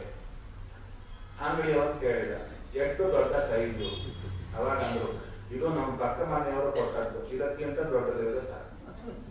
ತಾತ್ಪರ್ಯ ಅವರನ್ನು ಡಾಮಿನೇಟ್ ಮಾಡಬೇಕಂತೆ ಹೊರತು ದೇವರ ಪ್ರೀತಿ ಆಗ್ಬೇಕು ಗೋವಿಂದ. ಆ ರೀತಿಯಲ್ಲಿ ಇನ್ನೊಬ್ಬರದ್ದು ತಲೆಯಲ್ಲಿ ಇಲ್ಲದೆ ಹರಿಪ್ರೀತಿಗಾಗಿ ಯಜ್ಞ ಮಾಡಬೇಕು. ಹಾಗಲ್ಲದೆ ಬೇರೆ ಬೇರೆ ಆಲೋಚನೆಯಿಂದ ಯಜ್ಞ ಮಾಡಿದರೆ ಧ್ವಂಸ ಆಗುತ್ತೆ ಎಂಬುದು ತೋರಿಸಿಕೊಂಡು ಮನೆಯಲ್ಲಿ ಯಜ್ಞ ಮಾಡುತ್ತಾ ಇದ್ದರೆ ಎಲ್ಲಾ ದೇವತೆಗಳು ಹೋಗ್ತಾ ಇದ್ದಾರೆ. ಸತೀ ದೇವಿ ಕೇಳ್ತಾ ಇದ್ದಾರೆ ಎಲ್ಲರನ್ನ, ಎಲ್ಲಿ ಹೋಗ್ತಾ ಇದ್ದೀರಾ? ನಿಮ್ಮಪ್ಪನ ಮನೆಯಲ್ಲೇ ಕಾರ್ಯಕ್ರಮ, ನಿನಗೆ ಗೊತ್ತಿಲ್ವಾ? ಹೋಗ್ತಾ ಇದ್ದಾರೆ. ಅವಾಗ ಕೇಳ್ತಾ ಇದ್ದಾರೆ, ನಾನು ಹೋಗ್ತೇನೆ. ಅಲ್ಲಿ ನಮ್ಮ ಅಕ್ಕ ತಂಗಿಯರು ಬಂದಿರ್ತಾರೆ, ಒಳ್ಳೆ ಕಾರ್ಯಕ್ರಮ, ಅಪ್ಪನ ಮನೆಯಲ್ಲಿ ಕಾರ್ಯಕ್ರಮಕ್ಕೆ ಮಕ್ಕಳು ಹೋಗದೇ ಇರುವುದು ಹೇಗಿರುವುದು, ಆದ್ದರಿಂದ ಹೋಗ್ತೇನೆ. ಅವಾಗ ಪ್ರಶ್ನೆ ಆಕೆ ಮಾಡಿಕೊಂಡು ಉತ್ತರ ಕೊಡ್ತಾ ಇದ್ದಾರೆ, ನಿಮ್ಮಪ್ಪ ಕರೆದಿಲ್ಲ ನನ್ನನ್ನ, ಆದ್ದರಿಂದ ಹೇಗೆ ಹೋಗ್ತೀಯಾ ಅಂತೀರಾ? ಹೇಳ್ತಾ ಇದ್ದಾರೆ, ಅನಾಹುತಾಃ ಅಪಿ ಅಭಿಯಾಂತಿ ಸಹೃದಾತ್ ಭರ್ತುಃ ಗುರೋಃ ದೇಹ ಕೃತಶ್ಚ ಕೇತನಂ. ಗಂಡನ ಮನೆಗೆ, ಅಪ್ಪನ ಮನೆಗೆ, ಗುರುಗಳ ಮನೆಗೆ ಕರೆಯದೇ ಇದ್ದರೂ ಹೋಗಬಹುದು ಅಂತ ಚೆನ್ನಾಗಿ ಹೇಳಿದಾಗ ರುದ್ರದೇವರು ಹೇಳ್ತಾ ಇದ್ದಾರೆ, ತ್ವಯೋದಿತಂ ಶೋಭನಮೇವ ಶೋಭನೆ. ಆ ಸತಿ, ನೀನು ಹೇಳಿದ್ದು ಸತ್ಯ. ಆದರೆ ಅವರಿಗೆ ನಮ್ಮ ದೋಷವನ್ನು ಹುಡುಕುವ ಬುದ್ಧಿ ಬಾರದಿದ್ರೆ ಎಲ್ಲಿಗಾದ್ರೂ ಹೋಗ್ಬೋದು. ಅವರಿಗೆ ನಮ್ಮನ್ನ ಕಂಡ್ರೆ ನಾವು ಎದ್ರು ಕೂತ್ರು ದೋಷವೇ ಕಾಣುತ್ತಾ ಇದ್ರೆ ಅವರ ಕಂಟೆಗೆ ಹೋಗಬಾರದು. ಒಂದು ವೇಳೆ ನೀನು ಹೋದದ್ದೇ ಆದರೆ ನಮ್ಮವರೇ ಆಗಿರ್ತಕ್ಕಂಥ ಬಂಧುಗಳು ಮಾತಾಡುವಂಥ ಮರ್ಮ ತಾಡನ ಮಾಡತಕ್ಕಂಥ ಮಾತುಗಳು ಇರುತ್ತಲ್ಲ, ಅದರಿಂದ ಸದ್ಯೋ ಮರಣಾಯ ಕಲ್ಪತೆ, ವಿಶೇಷವಾಗಿ ಮರಣಕ್ಕೆ ಕಾರಣ ಆಗುತ್ತೆ ಅಂತ ಹೇಳಿದ್ರು. ಇಲ್ಲಿ ವಿಶೇಷವಾಗಿ ಹೇಳ್ತಾ ಇದ್ದಾರೆ. ಆಕೆ ಕೇಳ್ತಾರೆ, ನೀವಾದರೂ ನಮ್ಮಪ್ಪನಿಗೆ ಯಾಕೆ ನಮಸ್ಕಾರ ಮಾಡಿಲ್ಲ? ಅಡಿಯ ಅಲ್ವಾ, ಮಾಡ್ಬೇಕಲ್ವಾ, ಯಾಕೆ ಮಾಡಿಲ್ಲ? ಅವಾಗ ಹೇಳ್ತಾ ಇದ್ದಾರೆ, ಅಯ್ಯ, ಈ ನಮಸ್ಕಾರ ಯಾರಿಗೆ ಗೊತ್ತಾ? ಪ್ರಾಜ್ಞೈ ಪರಸ್ಮೈ ಪುರುಷಾಯ ಚೇತಸ ಗುಹಾಶಯಾಯ ಇವರೇ ನಮಾನೆ. ನಮಸ್ಕಾರ ಒಳಗಿರುವ ದೇವರಿಗೆ ಮಾಡುತ್ತಾರಷ್ಟೇ ಹೊರತು ಈ ಜೀವಿಗಲ್ಲ. ಆದ್ದರಿಂದ ನಾನು, ಇವರು ಯದ್ಯಪಿ ನನಗಿಂತ ಚಿಕ್ಕವರು, ಆದ್ದರಿಂದ ಒಳಗಿರುವ ದೇವರಿಗೆ ನಮಸ್ಕಾರ ಒಳಗೆ ಮಾಡಿದ್ದೆ. ಅವರಿಗೆ ಗೊತ್ತಾಗಿಲ್ಲ. ಅವರಿಗೆ ನಾವು ಮಾಡಬಾರದು, ಮಾಡಿದ್ರೆ ಅಲ್ಲಿ ಕ್ಷೀಣ ಆಗುತ್ತೆ. ಇನ್ನ ಎದುರಿಗೆ ಬ್ರಹ್ಮದೇವರಿದ್ರು, ಬ್ರಹ್ಮದೇವರ ಎದುರಿಗೆ ಅವರಿಗಿಂತ ಚಿಕ್ಕವರಾದವರಿಗೆ ನಮಸ್ಕಾರ ಮಾಡಬಾರದು. ಹಾಗಾದರೆ ಒಳಗಿರುವ ದೇವರಿಗೆ ನಮಸ್ಕಾರ, ಜೀವಿಗೆ ಅಲ್ಲ ಅಂದರೆ ರಾಯರು ಬಿಡಿಸ್ತಾರೆ. ಅದು ಹಾಗಲ್ಲ. ಒಳಗಿರುವ ದೇವರಿಗೆ ನಮಸ್ಕಾರ, ಆ ಜೀವಿ ನಮಗಿಂತ ದೊಡ್ಡವರಾಗಿದ್ರೆ ಅವರಿಗೂ ನಮಸ್ಕಾರ, ಅಥವಾ ನಮಗಿಂತ ಚಿಕ್ಕವರಾದರೆ ಒಳಗೆ ದೇವರಿಗೆ ಮಾತ್ರ ನಮಸ್ಕಾರ. ಇದು ವ್ಯವಸ್ಥಾ ಅಂತ ಹೇಳ್ತಾ ಇದ್ದಾರೆ. ಆಕೆ ಹೋದರೆ ನೀನು ಪ್ರಾಣ ಬಿಡಬೇಕಾಗುತ್ತೆ ಅಂದಾಗ ಹೊರಡ್ತಾ ಇದ್ದಾರೆ. ನಾನು ಹೊರಡುತ್ತೇನೆ. ಅದಕ್ಕೆ ಯಾರು ಅಂದ್ರು, ಅಯ್ಯೋ ನಮ್ಮ ಹೆಣ್ಣು ಮಕ್ಕಳಂತೇನೆ ಇದು ಅಲ್ಲೇ ಶುರುವಾಯಿತು. ಗಂಡನ ಮಾತು ಕೇಳದೆ ಹೋಗೋದು ಅಂಬೋದು ಅಲ್ಲೇ ಶುರುವಾಯಿತು. ಅಂದ್ರೆ ಅದಕ್ಕೆ ಪುರಾಣ ಕೇಳಿ ಉದ್ಧಾರ ಆಗದಿದ್ರೆ ಅಡ್ಡಿ ಇಲ್ಲ, ಹಾಳಾಗದಿದ್ರೆ ಸಾಕು. ಪುರಾಣದಲ್ಲಿ ಬಂದಿರತಕ್ಕಂತಹ ಮಹಾನುಭಾವರ ಕುರಿತು ಒಂದು ಅಪಶಬ್ದ ತಲೆಯಲ್ಲಿ ಬಂದ್ರು ಶಾಪ ಹಾಕಿ ಬಿಡ್ತಾರೆ ಅವರು. ಆದ್ದರಿಂದ ಎಂಥ ಹಾಕಿ ಗೊತ್ತಾ, ಹೀಗೆ ಹೇಳ್ತಾ ಇದ್ದಾರೆ, ಸಮಾನ ವೇಷ. ರುದ್ರದೇವರಿಗೆ ಸಮಾನವಾದ ವೇಷ ಧಾರಣೆ ಮಾಡಿಕೊಂಡಿರ್ತಾಳಂತೆ. ಅಂದರೆ ಅವರೇನು ಚರ್ಮ ಹೊದ್ದಿರ್ತಾರೆ, ಹಾಲು ಹಾಕೊಂಡಿರ್ತಾರೆ, ಬೇರೆ ಆಭರಣ ಇಲ್ಲ. ಹೀಗೆ ಹಾಕಿರ್ತಾಳೆ. ಭಕ್ತರು ಕೇಳಿದಾಗ ಎಲ್ಲ ಆಭರಣ ದರ್ಶನ ಕೊಡ್ತಾಳೆ. ಗಂಡನ ಪಕ್ಕದಲ್ಲಿರುವಾಗ ಎಲ್ಲ ಬಿಟ್ಟು ಆ ಚರ್ಮವನ್ನೇ ಹೊದ್ದಿರ್ತಾಳೆ. ಅಂತ ವಿರಕ್ತರಾದವಳಿಗೆ ಈ ಕಾರ್ಯಕ್ರಮ ಬೇಕೇ? ಅದಕ್ಕೆ ಅರಣ್ಯಕಾಚಾರ್ಯರು ಗುಟ್ಟನ್ನ ಬಿಡಿಸ್ತಾರೆ. ಈ ಅಪ್ಪನಿಂದ ಪಡೆದ ಶರೀರ ಇದು. ನನ್ನನ್ನ ರುದ್ರದೇವರು ಯಾವಾಗೂ ದಾಕ್ಷಾಯಿಣಿ ದಾಕ್ಷಾಯಿಣಿ ಅಂತ ಕರೀತಾರೆ. ದಾಕ್ಷಾಯಿಣಿ ಅಂದ್ರೆ ದಕ್ಷನ ಮಗಳೇ ಅಂತ ಅರ್ಥ. ಅಂದ್ರೆ ನನ್ನ ಗಂಡನನ್ನ ಬೈದ ದಕ್ಷನ ಮಗಳೇ ಅಂತ ಅರ್ಥ ಆಗ್ತಾ ಇತ್ತು, ತನಗೆ ಚುಸ್ತಾ ಇತ್ತು. ಅದಕ್ಕೆ ಈ ಶರೀರ ಇರೋ ಪರ್ಯಂತ ಈ ಅವಮಾನ ತಪ್ಪಿದ್ದಲ್ಲ, ಇದನ್ನು ಸುಟ್ಟಾಕ್ಬಿಡಬೇಕು ಅಂತ ಹೊರಟತ್ತೆ ಹೊರತು ಆಕೆ ಕಾರ್ಯಕ್ರಮದಲ್ಲಿ ಮೆರವಣಿಗೆಗಾಗಿ ಹೋದವಳಲ್ಲ. ಹೋದಳು ರುದ್ರದೇವರಿಗೆ ಅವಮಾನ ಆಗಿದ್ದು ನೋಡಿದ್ದು ಶರೀರ ದಹನ ಮಾಡಿಯೇ ಮಾಡಿಕೊಂಡಿತ್ತು. ಚಿಕ್ಕಾರ ಹಾಕಿ ಅಲ್ಲಿ ದಕ್ಷ ಪ್ರಜಾಪತಿಗಳಿಗೆ ಮನಸ್ಸಿಗೆ ಭೇದ ಆಗ್ತಾ ಇದೆ. ಆದರೆ ಪ್ರಬಂಧ ಗಣಗಳೆಲ್ಲ ಯಜ್ಞ ಧ್ವಂಸ ಮಾಡ್ಲಿಕ್ಕೆ ಹೋದಾಗ ಋತು ಮಹರ್ಷಿಗಳು ದಕ್ಷಿಣಾಗ್ನಿಯಲ್ಲಿ ಆಹುತಿಯನ್ನ ಕೊಟ್ಟಾಗ ಋಭುಗಣಗಳು ಅಂತ ಬಂದು ಎಲ್ಲರನ್ನ ಹೊಡೆದೊಡಿಸಿದಾಗ ನಾರದರು ಬರ್ತಾ ಇದ್ದಾರೆ ರುದ್ರದೇವರ ಹತ್ರ. ಅಯ್ಯ, ನಿನ್ನ ಹೆಂಡತಿ ಹೀಗೆ ಮೈ ಸುಟ್ಟುಕೊಂಡಿದ್ದಾಳೆ. ಹೇಳಿದ ಕೂಡಲೇ ರುದ್ರದೇವರು ಸಿಟ್ಟು ಬಂತಂತೆ. ಅಷ್ಟವರು ಶಾಂತರಾಗಿದ್ದರಂತೆ. ನಾರದರು ಹೇಳಿದ ಕೂಡಲೇ ಸಿಟ್ಟು ಬಂತವರಿಗೆ. ಅದಕ್ಕೆ ಹೇಳಿದ್ರು, ಹಾಗಾದ್ರೆ ರುದ್ರದೇವರಿಗೆ ಇನ್ನೊಬ್ಬರು ಹೇಳೋವರಿಗೆ ಗೊತ್ತಾಗಲ್ಲ. ಅದಕ್ಕಂತೂ ಸತೀದೇವಿ ಶರೀರದೊಳಗಿದ್ದು ಯೋಗಾಜ್ಞೆ ಹುಟ್ಟಿಸಿ ಆ ಸುಡುವಂತೆ ಮಾಡಿದ್ದೇ ರುದ್ರದೇವರು. ಆದ್ದರಿಂದ ರುದ್ರದೇವರಿಗೆ ಗೊತ್ತಿಲ್ಲವ. ಸರಿ, ನಾಟಕ ಆಡಿದರು, ಸಿಟ್ಟು ಬಂದಂತೆ ನಾಟಕ ಆಡಿದರು. ಜಟೆಯನ್ನ ಕಿತ್ತಿ ವೀರಭದ್ರ ತನ್ನದೇ ಇನ್ನೊಂದು ರೂಪ ಸೃಷ್ಟಿ ಮಾಡಿ ಧ್ವಂಸಕ್ಕೆ ಕಳಿಸಿಕೊಟ್ರು. ಯಜ್ಞ ಧ್ವಂಸ ಆಯಿತು. ಯಜ್ಞಪತಿ ಅಂದ್ರೆ ಯಜಮಾನ ತಲೆ ಕತ್ತರಿಸಲಿಕ್ಕೆ ಹೋದಾಗ ಆಗಲಿಲ್ಲ. ಯಾಕಾಗ್ಲಿಲ್ಲ? ಭಗವಂತ ರಕ್ಷಕನಾಗಿರ್ತಾನೆ ಯಜ್ಞಪತಿಗೆ. ಅವಾಗ ರುದ್ರದೇವರೇ ಮೂಲ ರೂಪದಿಂದ ಆ ವೀರಭದ್ರನಲ್ಲಿ ಪ್ರವೇಶ ಮಾಡಿ ನಂತರ ಹೇಳ್ತಾ ಇದ್ದಾರೆ, ಅಯ್ಯ, ಯಜಮಾನನಾಗಿರಬೇಕಾದವ ಸಿಟ್ಟಿಗೆ ತುತ್ತಾಗಿ ಪಶುವಿನ ಸ್ಥಾನಕ್ಕೆ ಬಂದಿದ್ದಾರೆ. ಅದಕ್ಕೆ ಶಾಸ್ತ್ರ ಹೇಳುತ್ತೆ, ಪಶು ಯಾವುದು ಯಜ್ಞದಲ್ಲಿ ಅಂದರೆ ನಿಜವಾದ ಪಶು ಮನ್ಯು ಪಶು, ಸಿಟ್ಟೇ ಪಶು. ನೋಡಿ, ನಾವು ಸಿಟ್ಟು ಬಂದರೆ ನಾವೇನಾಗ್ತೇವೆ? ಪಶುಗಳಂತೆ ಆಗ್ಬಿಡಿಸ್ತೇವೆ. ಈಗ ಸಿಟ್ಟಿಗೆ ಆಶ್ರಯನಾಗಿದ್ದಾನೆ, ಪಶುವಿನ ಸ್ಥಾನಕ್ಕೆ ಬಂದಿದ್ದಾನೆ, ಸಂಹಾರ ಮಾಡಬೇಕು ಹರಿಯೇ ಅಂತ ತಲೆ ಕತ್ತರಿಸಿದಾಗ ಸ್ವಾಮಿ ಸ್ವೀಕಾರ ಮಾಡಿ ನಂತರ ಬರ್ತಾ ಇದ್ದಾರೆ ಕೈಲಾಸಕ್ಕೆ. ರುದ್ರದೇವರನ್ನ ಸ್ತೋತ್ರ ಮಾಡ್ತಾ ಇದ್ದಾರೆ. ಸರಿಯಾ ನಾ ಹೇಳಿದ್ದು? ಬೇರೊಬ್ಬ ಹೇಳಿದ್ರು, ಅದೇ ಹೇಳಿದ್ರು. ಕಾಣಿಸಿದ್ದು ರುದ್ರದೇವರು, ಸ್ತೋತ್ರ ಮಾಡಿದ ಬ್ರಹ್ಮದೇವರು. ಮತ್ತೆ ನೀವು ಬೇರೆ ಬೇರೆ ತರಬೇಡಿ. ಏನು ಅಂತರ್ಗತ ನಾರಸಿಂಹ, ಅದು ಇದು ನಿಮ್ಮ ಮಧ್ವಾಚಾರ್ಯ ಫಿಲಾಸಫಿ ಇದೆಲ್ಲ ಅಂದರು. ಅದಕ್ಕಂದ್ರು ಮಧ್ವಾಚಾರ್ಯರ ತಲೆ ಇಟ್ಟು ನೋಡ್ರಿ, ಸ್ವಲ್ಪ ಸ್ತೋತ್ರ ಕಡೆಗೆ ನೋಡಿ. ಏನು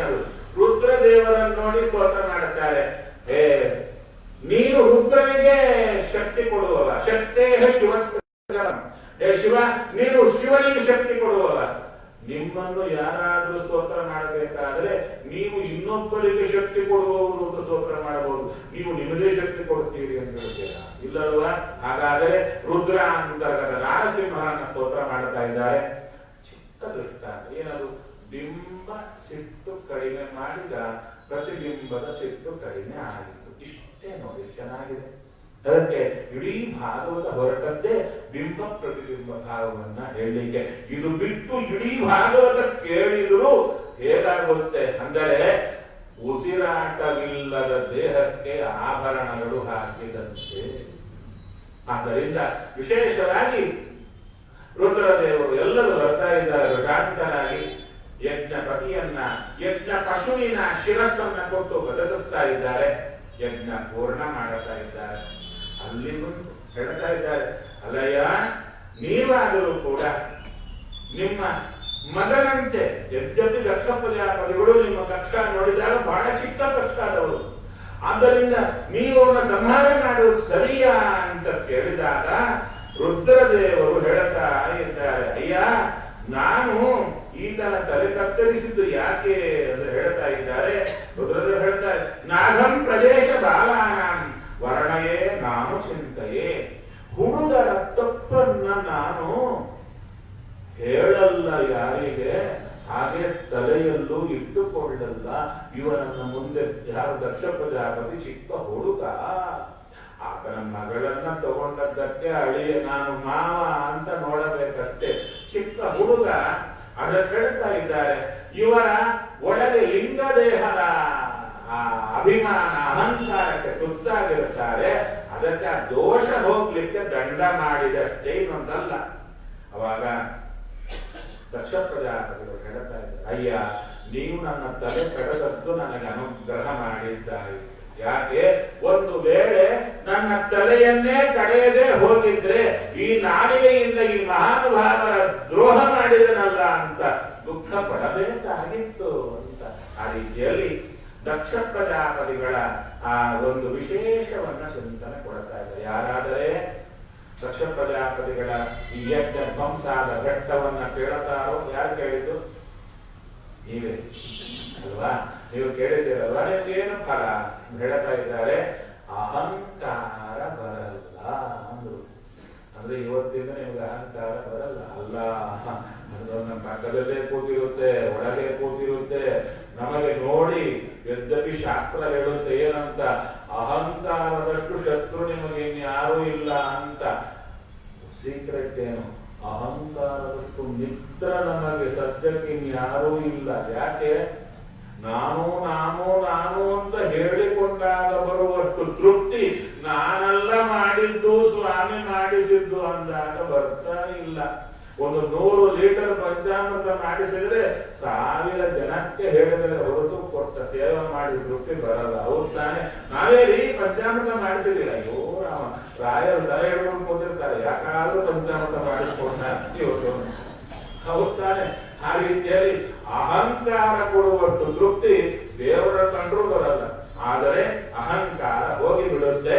ಸದಾ ಈ ಕಥೆಯನ್ನ ಬಿಂಬನ ಎಚ್ಚರದ ಮೂಲಕ ಚಿಂತನೆ ಮಾಡಿದರೆ. ಇದಕ್ಕೆ ಮುಂಚೆ ಒಂದು ಬಂದಿತ್ತು ಯಾವುದು? ಶ್ರೀ ವೈಷ್ಣವ ಶಬ್ದ. ಹಿಂದಿನ ಪ್ರವಚನಕಾರರು ಹೇಳಿದ್ರು, ನನಗವರ ದ್ವೇಷ ಏನಿಲ್ಲ, ಅವರೇ ದ್ವೇಷ ಮಾಡುತ್ತಾರೆ. ಯಾರ ಮೇಲೆ? ರುದ್ರದೇವರ ಮೇಲೆ ದ್ವೇಷ. ಅವರು ಹೇಳುತ್ತಾರೆ, ಅವರಿಗೆ ಕಥೆ ಇದೆ. ಒಂದು ವೇಳೆ ಹುಳಿ ಒಂದು ಅಟ್ಟಿಸಿಕೊಂಡು ಬರ್ತಾ ಇದೆ ಕಾಡಲ್ಲಿ, ಎದುರಿಗೆ ರುದ್ರದೇವರ ದೇವಸ್ಥಾನವಿದೆ, ಒಳಗೆ ಹೋದ್ರೆ ಬಚಾವಾಗಬಹುದು. ಅವ್ರು ಹೇಳ್ತಾರೆ, ನೀವು ಹುಲಿ ಬಾಯಿಗೆ ಬಿದ್ದರೂ ಅಟ್ಟಿ ಇಲ್ಲ, ರುದ್ರನ ದರ್ಶನ ಮಾಡಬೇಡ. ಇಂಥ ದೀಕ್ಷ ಅವರಲ್ಲಿ. ಅಷ್ಟೇ ಅಲ್ಲ, ಅವರಲ್ಲಿ ಈ ಪಾತ್ರೆಗಳಿರುತ್ತೆ, ದೇವರ ಪೂಜಾ ಪಾತ್ರ. ನೋಡಿ ತಿರಬೇಕಾಗಿರೋದು ನೋಡ್ಕೊಂಡು ಬನ್ನಿ, ಪಕ್ಕದಲ್ಲಿ ಯಾವ ದೇವಸ್ಥಾನ ಇದೆ ಅಲ್ಲಿ ಪಂಚಪಾತ್ರ ಇಟ್ಟಿರ್ತಾರೆ. ಪಂಚಪಾತ್ರ ಅದು ಕಲಶ ಇಡಲ್ಲ. ನಾವು ಕಲಶ ಇಡ್ತೀವಿ ಕಂಪಲ್ಸರಿ, ನಮಗೆ ಕಲಶ. ಅಲ್ಲಿ ಕಲಶ ಇಲ್ಲ, ಕೊಳಗ. ಯಾಕೆ ಕೊಳಗ ಅಂತ ಕೇಳಿದೆ. ಕಲಶ ಇಟ್ಟರೆ ಕಂಠ ಇರುತ್ತೆ, ಕಂಠೆ ರುದ್ರ ಸಮಾಶ್ರಿತ, ರುದ್ರ ಬಂದುಬಿಡುತ್ತಾನೆ, ಅದಕ್ಕೆ ಕಂಠವೇ ಬೇಡ ಅಂತ ಹೇಳಿಬಿಟ್ಟರು. ಇಟ್ಟು ದೀಕ್ಷಾ ನೋಡಿ. ಅದಕ್ಕೆ ಯಾರ ಜೀವನ ಯಜ್ಞದಲ್ಲಿ ರುದ್ರದೇವರಿಗೆ ಭಾಗವಿಲ್ಲ, ಅದು ಧ್ವಂಸ ಆಗಿ ಬಿಡುತ್ತೆ ಅಂತ ಚೆನ್ನಾಗಿ ತಿಳಿಸಿಕೊಟ್ಟು, ತದನಂತರ ಒಳ್ಳೆ ಕಥಾ ಭಾಗ ಬರ್ತಾ ಇದೆ. ಯಾರನ್ನ ನೆನೆದರೆ ಬಿಡ್ತಾನ? ನಮಃ ಶ್ರೀಪಾದರಾಜಾಯ. ಶ್ರೀಪಾದರಾಜರನ್ನ ನೆನೆದರೆ ಮೃಷ್ಟಾನ್ನ ಭೋಜನ. ಹೌದ್ ತಾನೆ? ಅಂತ ವಿಶೇಷವಾಗಿರತಕ್ಕಂಥ ಶ್ರೀಪಾದರಾಜರ ಹಿಂದಿನ ಚರಿತ್ರೆಯನ್ನು ಹೇಳ್ತಾ ಇದ್ದಾರೆ. ಗೊತ್ತು ನಿಮಗೆಲ್ಲ. ಹೌದ್ ತಾನೆ? ಯಾರು? ಉತ್ತಾನಪಾದರಾಜನ ಹೆಂಡತಿಯರು ಇಬ್ಬರು, ಸುರುಚಿ ಸುನೀತಿ. ಅದರಲ್ಲಿ ಸುರುಚಿಯ ಮಗ ಉತ್ತಮ, ಸುನೀತಿಯ ಮಗ ಧ್ರುವ. ಅಂತ ಧ್ರುವರಾಜ ತಂದೆಯ ತೊಳೆಯನ್ನ ಏರಲಿಕ್ಕೆ ಹೋದಾಗ ತಳ್ಳಿ ಹಾಕಿದ್ದು ಸುರುಚಿ. ಅಪ್ಪನೂ ಸುಮ್ಮನೆ ಇದ್ದ. ಹೇಳಿದ್ದು, ನೀನು ದೇವರ ತಪಸ್ಸು ಮಾಡಿ ನನ್ನನ್ನ ಪಡಿ. ಏನು? ನಿನ್ನ ತಾಯಿಯಾಗಿ ಪಡೆದರೆ, ನನ್ನ ಹೊಟ್ಟೆಯಲ್ಲಿ ಹುಟ್ಟಿ ಬಂದರೆ ನಿನಗೆ ಈ ಅಪ್ಪನ ತೊಡೆ ಸಿಗುತ್ತೆ ಅಂದಾಗ ಸಿಟ್ಟಿನಿಂದ ತಾಯಿಯತ್ತೆ ಬರ್ತಾ ಇದ್ದಾರೆ. ತಾಯಿ ಹೇಳಿದ್ದು, ಹೌದಯ್ಯ, ಏನ್ ಹೇಳಿದ್ದು? ನಿನ್ನ ಮಲತಾಯಿ ಹೇಳಿದ್ದು ನಾನು ದೌರ್ಭಾಗ್ಯವಂತಳು ಅಂತ ತಾನೆ ಸತ್ಯ ಅಂದು. ಯಾಕೆ? ಈ ರಾಜನ ಕೃಪೆ ನನ್ನ ಮೇಲಿಲ್ಲ, ಆದ್ದರಿಂದ ದೌರ್ಭಾಗ್ಯವಂತಾಳೆ. ಆದ್ರೆ ಸ್ವಾಮಿ ಕೃಪೆ ನನ್ನ ಮೇಲಿದೆ, ನನಗೆ ಒಳ್ಳೆ ಬುದ್ಧಿ ಇದೆ, ಹೇಳಕ್ಕಾಗಿದ್ದೇನೆ ಅಂತ ಚೆನ್ನಾಗಿ ಹೇಳ್ತಾರೆ. ಮಾನಂದನಂತಾತ ಪರೇಶ ಮಂಥ ಬೊಂತೆ ಜನೋ ಯತ್ ಪರದೊತ್ತರಸ್ತವ. ಮಗುವಿಗೆ ಕೊಡುವ ಉಪದೇಶ ನೋಡಿ, ಎಂಥ ಅದ್ಭುತ ಉಪದೇಶ ಕೊಡ್ತಾ ಇದ್ದಾಳೆ. ಮಗು ಬರ್ತಾ ಇದ್ದಾನೆ, ಹೊಟ್ಟೆ ಉರಿತಾ ಇದೆ, ಮಲತಾಯಿಯ ಮೇಲೆ ಹೇಳ್ತಾ ಇದ್ದಾಳೆ, ಇನ್ನೊಬ್ಬರಿಗೆ ಅಮಂಗಲವನ್ನ ಬಯಸಬೇಡ, ಬಯಸಿದರೆ ನಿನಗೆ ಬಡಿಯುತ್ತೆ, ಆದ್ದರಿಂದ ಬಯಸಬೇಡ. ಸರಿ, ಅವ್ರು ಬೈದರಲ್ಲ, ಎಷ್ಟು ಚೆನ್ನಾಗಿ ಹೇಳ್ತಾಳೆ. ಆ ಬೈಯೋದ್ರಲ್ಲಿ ಕೆಟ್ಟದ್ದನ್ನ ಬಿಟ್ಟು ಬಿಡು, ಒಳ್ಳೆದಿದ್ರೆ ತಗೋ.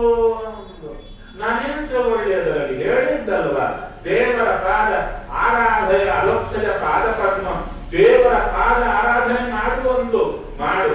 ಆದರೆ ಅವಳು ಹೇಳಿದಂತ ಅವಳ ಹೊಟ್ಟೆಯಲ್ಲಿ ಹುಟ್ಲಿಕ್ಕಲ್ಲ, ಇನ್ನೇನು ಒಳ್ಳೆ ಸ್ಥಾನ ಪಡೆಯಲಿಕ್ಕೆ ಆರಾಧನೆ ಮಾಡುವಂತ ಹೇಳಿದ್ದು. ಮಗು ಕಾನ್ವೆಂಟ್ ಇಂದ ಬರೋದು 5 ಗಂಟೆಗೆ ಅಲ್ವಾ? 5 ಗಂಟೆ ಅಂದ್ರೆ 4:45 ಕಾದಿರ್ತಾರೆ. 5 ಗಂಟೆಗೂ ಬರದಂಗಿದ್ರೆ 50 ಫೋನ್ ಹೋಗಿರುತ್ತೆ ಆ ಗಾಡಿ ಓಡಿಸೋವನಿಗೆ, ಸ್ಕೂಲಿಗೆ. ಹೋಗ್ತಾನೆ 7 ಗಂಟೆವರೆಗೂ ಬರ್ಲಿಲ್ಲ ಅಂದ್ರೆ ಹಾರ್ಟ್ ಫೇಲ್ ಆಗಿರುತ್ತೆ. ಏನು ಊರೆಲ್ಲ ತಿರುಗಾಡಿಬಿಡುತ್ತೆ. ಹೌದು, ಅಂತೂ ಚಿಕ್ಕ ಮಗುವನ್ನ ಕಾಡಿಗೆ ಅಡ್ಡತ್ತಾ ಇದ್ದಾಳೆ, ಹೋಗು ಅಂತ. ಅಲ್ಲಿ ಯಾರೋ ಹುಲಿ ಕೊಂದ್ರು, ಸಿಂಹ ಕೊಂದ್ರು, ಏನು ಕೊಂದ್ರು ಕೇಳೋ ನಾಟಲಿಲ್ಲ. ಹೌದಲ್ವ? ಅಂತ ಕಳಿಸಿದ್ರು ಅಂದ್ರೆ ಆಕೆ ನಂಬಿಕೆ, ಸ್ವಾಮಿ ರಕ್ಷಣೆ ಮಾಡಿಯೇ ಮಾಡುತ್ತಾರೆ. ರಕ್ಷತಿತ್ಯೇವ ವಿಶ್ವಾಸ. ಅದಕ್ಕೆ ಧ್ರುವರಾಜರ ಚರಿತ್ರೆಯಲ್ಲಿ ಬಂದಿರುವ ಅವರ ಧ್ರುವರಾಜರ ನೆನೆಯೋದು ಪಕ್ಕಕ್ಕಿಡಿ. ಧ್ರುವರಾಜರ ತಾಯಿಯಾದ ಸುನೀತಿಯನ್ನು ಯಾರು ನಿತ್ಯ ಸ್ಮರಣೆ ಮಾಡುತ್ತಾರೆ ಅವರಿಗೆ ಅದ್ಭುತವಾದ ಭಗವಂತನಲ್ಲಿ ವಿಶ್ವಾಸ ಬರುತ್ತೆ ಅಂದ್ರು. ನಂತರ ಧ್ರುವರಾಜರು ಬರುವಾಗ ನಾರದರು ಬರ್ತಾ ಇದ್ದಾರೆ. ಕುಸು, ಸಿಟ್ಟಿನಿಂದ ನೀನು ಮಲತಾಯಿ ಮೇಲೆ ಸಿಟ್ಟಿಂದ ಬರ್ತಾ ಇದೀಯಾ? ನಿನಗೆ ಅವಮಾನ ಇತ್ತೇನೋ? ಅವಮಾನ ಇತ್ತು. ಹುಡುಗ ಎಲ್ಲರೂ ಬೈತಾ ಇರ್ತಾರೆ ಹುಡುಗರನ್ನ, ಅದಕ್ಕೆ ಅವಮಾನ ಸನ್ಮಾನ ಅಂದ್ಕೊಂಡ್ರೆ ಏನಿರುತ್ತೆ, ಹೋಗು ಅಂತ ಹೇಳಿದಾಗ ಅವಾಗ ತುಂಬಾ ಉಪದೇಶ ಕೊಡ್ತಾರೆ. ಅವಾಗ ಧ್ರುವರಾಜ ಹೇಳ್ತಾನೆ, ಇಲ್ಲ ಈಗ ನೀವು ಹೇಳಿದ್ದು ತುಂಬಾ ಚೆನ್ನಾಗಿದೆ, ಒಳ್ಳೆ ಉಪದೇಶ ಕೊಟ್ಟಿದ್ದೀರಾ, ನನ್ನ ತಲೆಗೆ ಏರ್ತಾ ಇಲ್ಲ. ಯಾಕೆ? ಹೊಟ್ಟೆ ಉರಿತಾ ಇದೆ. ನಾನು ಕ್ಷತ್ರಿಯ, ಕ್ಷತ್ರಿಯನಲ್ಲಿ ದೀರ್ಘ ಕೋಪ ಯಾವಾಗ್ಲೂ ಉರಿತಾ ಇರುತ್ತೆ, ನನಗೆ ಕಡಿಲಿಕ್ಕೆ ಆಗ್ತಾ ಇಲ್ಲ ಹೇಳಿ ಒಂದು ಮಾತು ಹೇಳ್ತಾನೆ. ನಿಮ್ಮನ್ನು ನೋಡಿದಾಗ ನನಗೆ ನೆನಪಾಗುತ್ತೆ, ನೀವು ನಾರದರು ತಾನೆ? ನಾರದರು ಹೇಳಿಲ್ಲ, ನಾನು ನಾರದ ಅಂತ ಹೇಳಿಲ್ಲ. ನೀವು ನಾರದರು ತಾನೆ? ವೀಣೆಯನ್ನು ಇಟ್ಟುಕೊಂಡು ಜಗತ್ತಿಗೆ ಸೂರ್ಯನಂತೆ ತಿರುಗಾಡಟ ರಕ್ಷಣೆ ಮಾಡುವ ಮಹಾನುಭಾವರು ನೀವೇ ತಾನೆ? ಹೌದಾ? ಇಲ್ಲ. ಯಾರು ಹೇಳಿದ್ರು? ನಮ್ಮಮ್ಮ ಹೇಳಿದ್ರು. ನೋಡಿ ನೋಡು, ದೇವರಿಗಾಗಿ ಹೊರಟಿದೆಯಲ್ಲ, ನಿನಗೆ ಸಹಾಯಕರಾಗಿ ನಾರದರು ಬಂದೇ ಬರ್ತಾರೆ ಅಂತ ತಾಯಿ ಉಪದೇಶ. ಬಂದ್ರು, ಪರ್ಫೆಕ್ಷನ್ ಉಪದೇಶದಲ್ಲಿ ಎಷ್ಟು ಚೆನ್ನಾಗಿದೆ. ಅವಾಗ ವಾಸುದೇವ ದ್ವಾದಶಾಕ್ಷರ ವಿದ್ಯೆಯನ್ನ ಹೇಳಿಕೊಡ್ತಾ ಇದ್ದಾರೆ. ಅದ್ಭುತವಾದ ವಿದ್ಯೆಯನ್ನ ಪಡೆದು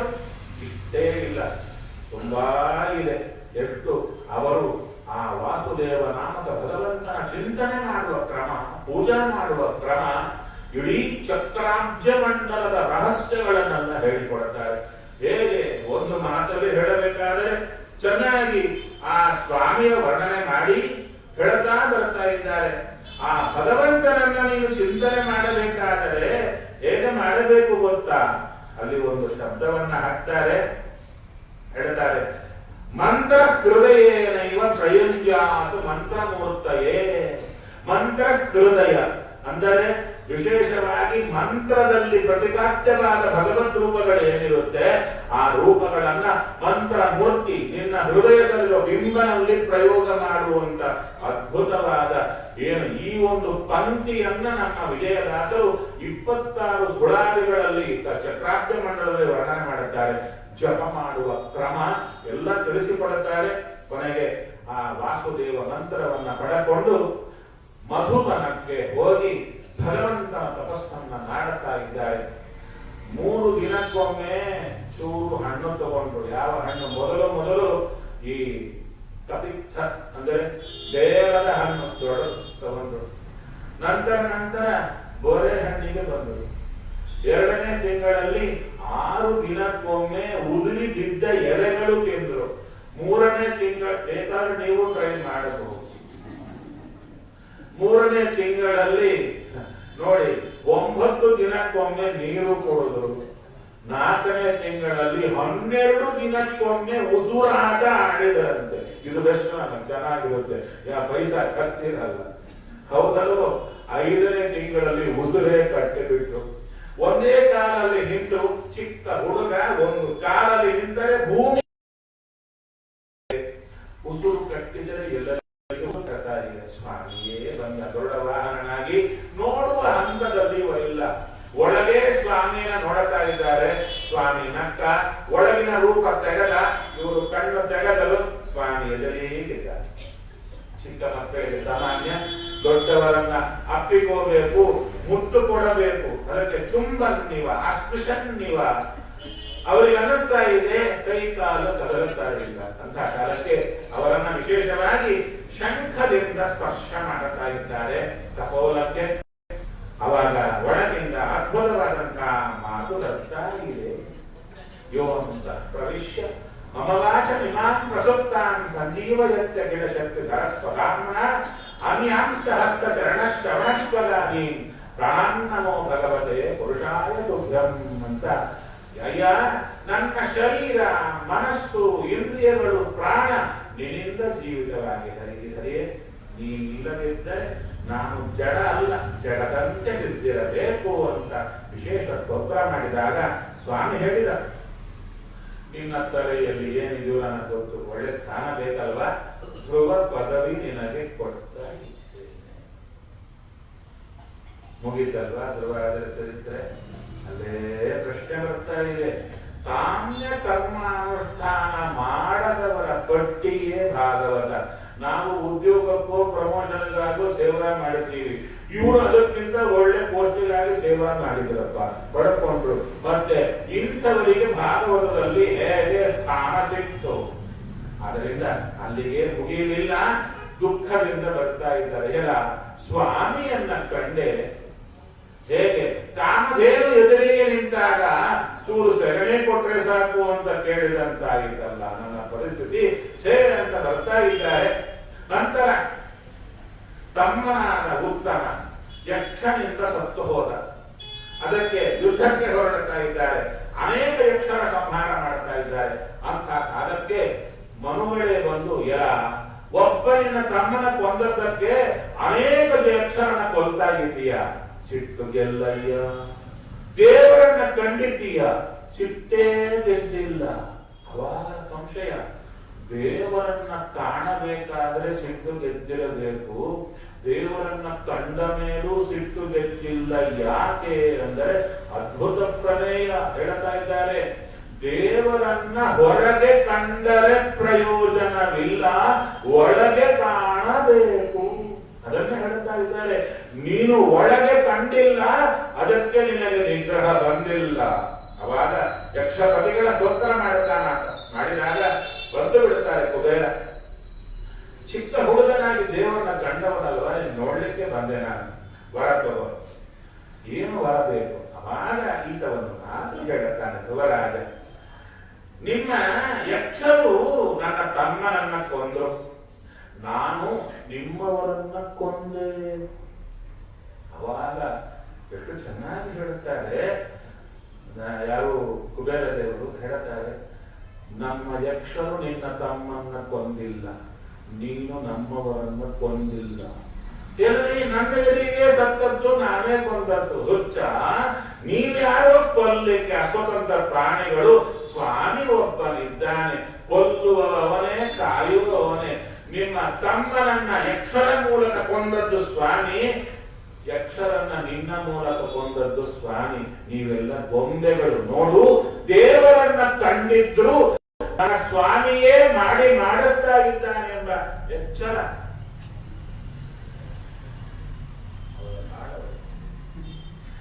ಏನು ರಹಸ್ಯ ಏನೂ ಇಲ್ಲ. ಅವರು ಬರೋರು 10 ನಿಮಿಷ ಲೇಟ್ ಆಗಿ ಬರ್ತಾರೆ. ಅದಕ್ಕೆ ನನಗೂ ಸಂತೋಷ ಆಯಿತು. ಸ್ವಲ್ಪ ಹೇಳಬಹುದು, ಇನ್ನೇನೂ ಇಲ್ಲ. ಬಹಳ ಒಳ್ಳೆಯದು. ಪ್ರವಚನಕಾರರಿಗೆ ವಿಷಯ ತುಂಬಾ ಇರುತ್ತೆ. ಚತುರ್ಥ ಸ್ಕಂದ ಗಂಟೆಯಲ್ಲಿ ಹೇಳೋದು ಅಂದ್ರೆ ಆನೆಯನ್ನ ಕಿಡಿಕೆಯಲ್ಲಿ ತೋರಿಸೋದು ಅಂತ. ಅದಕ್ಕೆ ಯಾವುದು ಹೇಳಬೇಕೋ ಯಾವುದು ಬಿಡಬೇಕೋ ಅರ್ಥ ಆಗಲ್ಲ. ಎಲ್ಲಾ ಅಂತ ಪ್ರಮೇಯಗಳ ಮಯ. ಆದ್ದರಿಂದ ಎಲ್ಲಿಗೆ ಬಂದೆ? ಯಕ್ಷಪ್ರದಾದ ಯಾರು? ಯಕ್ಷಪತಿಯಾಗಿರತಕ್ಕಂಥ ಕುಬೇರ ದೇವರು ಹೇಳ್ತಾ ಇದ್ದಾರೆ, ದೇವರನ್ನ ಒಳಗೆ ಕಂಡಿಲ್ಲ, ಅದಕ್ಕೆ ಸ್ವಾಮಿಯೇ ಮಾಡಿಸ್ತಾ ಇದ್ದಾನೆ ಎಂಬ ಎಚ್ಚರ ಇಲ್ಲ. ಅದಕ್ಕೆ ನಾ ಕೊಂದೆ ಅಂತ ಹೇಳ್ತಾ ಇದ್ದೀಯ. ಹಾಗಾದ್ರೆ ಏನು ಮಾಡಲಿ? ವರ ಕೊಡಿ. ಹೇಳ್ತಾ ಇದ್ದಾರೆ, ಸ್ವಾಮಿಯೇ ಸಕಲ ಕಾರ್ಯಗಳನ್ನ ನನ್ನಿಂದ ಮಾಡಿಸ್ತಾನೆ ಎಂಬ ಎಚ್ಚರ ಸದಾ ಕೊಡಿ. ಅದರಿಂದ ದೇವರ ದರ್ಶನ ಒಳಗಾಗುತ್ತೆ. ಅದು ಕೊಡಿ ಅಂತ ತಥಾಸ್ತು. ಅದ್ಭುತವಾದ ವಿಚಾರ. ನಂತರ ತಿರುಗಾ ಬಂದು ಭಗವಂತನ ತಪಸ್ಸನ್ನ ಮಾಡಿ ಒಳಗೆ ದೇವರ ದರ್ಶನ ಮಾಡುತ್ತಾರೆ. ಯಾರು? ನಮ್ಮ ಧ್ರುವರಾಜರು. ಅದಕ್ಕೆ ಇವರಿಗೆ ಭಾಗವತದಲ್ಲಿ ಸ್ಥಾನ ಕೊಟ್ಟರು. ಅಷ್ಟೇ ಹೊರತು ಪದವಿ ಪಡೆದದ್ದಕ್ಕೆ ಸ್ಥಾನ ಬರಲಿಲ್ಲ. ಧ್ರುವರಾಜರನ್ನೇ ಕೇಳಿದ್ರು, ಅಲ್ಲಿ ನಿಮಗೆ ಧ್ರುವ ಪದವಿ ಪಡೆದದ್ದಕ್ಕೆ ಎಂಥದ್ದು ಅಂದ್ರೆ ಕಸ ಅದು. ನನಗೆ ನನ್ನ ಸ್ವಾಮಿ ದರ್ಶನದ ಮುಂದೆ ಧ್ರುವ ಪದವಿ ಜುಜುಬಿ ಎಂದು ಮನ್ವಂತರ ಕಾಲ ಇರುವಂತಹದ್ದು. ಆದ್ದರಿಂದ ಎಂಥ ಮಹಾನುಭಾವರು, ಹೌದಲ್ಲವೇ? ಅವರ ಹತ್ರ ನಾವು ಏನು ಹೋಗ್ತೀವಿ? ನಿಮ್ಮ ಸ್ಮರಣೆ ಮಾಡಿದ್ರೆ ಸಾಕು, ರೊಟ್ಟಾನ್ನ ಭೋಜನ ಅಂತ ಹೋಗ್ತೀವಿ, ಹೌದಲ್ಲವೇ? ನಾವಂತೀವಿ ಏನ್ರಿ ಶ್ರೀಪಾದರಾಜರ ವೈಭವ, ನಿತ್ಯ 64 ಬಗೆ ಶಾಖ, ನಾನಾ ಭೋಜ್ಯ, ಅದ್ಭುತ. ಹೌದು, ಇದೇ ನಮ್ಮ ಕಲ್ಪನೆ. ಇಷ್ಟು ಶ್ರೀಪಾದರಾಜರ ಸ್ಥಿತಿ ಏನು? ನಿಮಗೆ ಯಾವುದು ಮೈಸೂರು ಪಾಕ್ ಇಟ್ಕೊಳ್ಳೋಣ, ಅದನ್ನ ಕಂಡ್ರೆ ಆಗಲ್ಲ ಅಂದ್ಕೊಳ್ಳಿ. ಕಂಡ್ರೆ ಆಗಲ್ಲ, ಇದ್ರೆ ಅಲ್ಲ. ಅದು ಎಲೆಯಲ್ಲಿ ಬಿದ್ದರೆ ಎದ್ದೇ ಬಿಡ್ತೀರಾ ನೀವು, ಅಷ್ಟು ದ್ವೇಷ. ಅಂತಹದ್ದು ನಿಮಗೆ ಎಲೆ ತುಂಬಾ ಮೈಸೂರು ಪಾಕೆ ಬಳಸಿ ಅದನ್ನ ಪ್ರೀತಿಯಿಂದ ತಿನ್ನಬೇಕು ಅಂದ್ರೆ ನಿಮ್ಮ ಪರಿಸ್ಥಿತಿ ಹೇಗಿರುತ್ತೆ? ಅದು ನಮ್ಮ ಯಾರು ಶ್ರೀಪಾದರಾಜರ ಸ್ಥಿತಿ. ಅವರಿಗೆ 64 ವರ್ಷ ಬೇಡಪ್ಪ, ನನ್ನ ಸ್ವಾಮಿ ಚಿಂತನೆ ಮಾಡಬೇಕು ಅಂತಿರುತ್ತೆ. ನೀನು ಉಣ್ಲೇಬೇಕು, ಮಾಡಿದ ಪುಣ್ಯ ಮಾಡಿದ್ದುಣ್ಣೋ ಮಹಾರಾಯ ಅಂತ ಅಷ್ಟು ಹಾಕಿದಾಗ ಬಲವಂತವಾಗಿ ತಿಂದರಷ್ಟೇ ಹೊರತು 64 ಭಕ್ಷ ತಿಂದದ್ದಕ್ಕೆ ಖುಷಿ ಏನೂ ಇಲ್ಲ.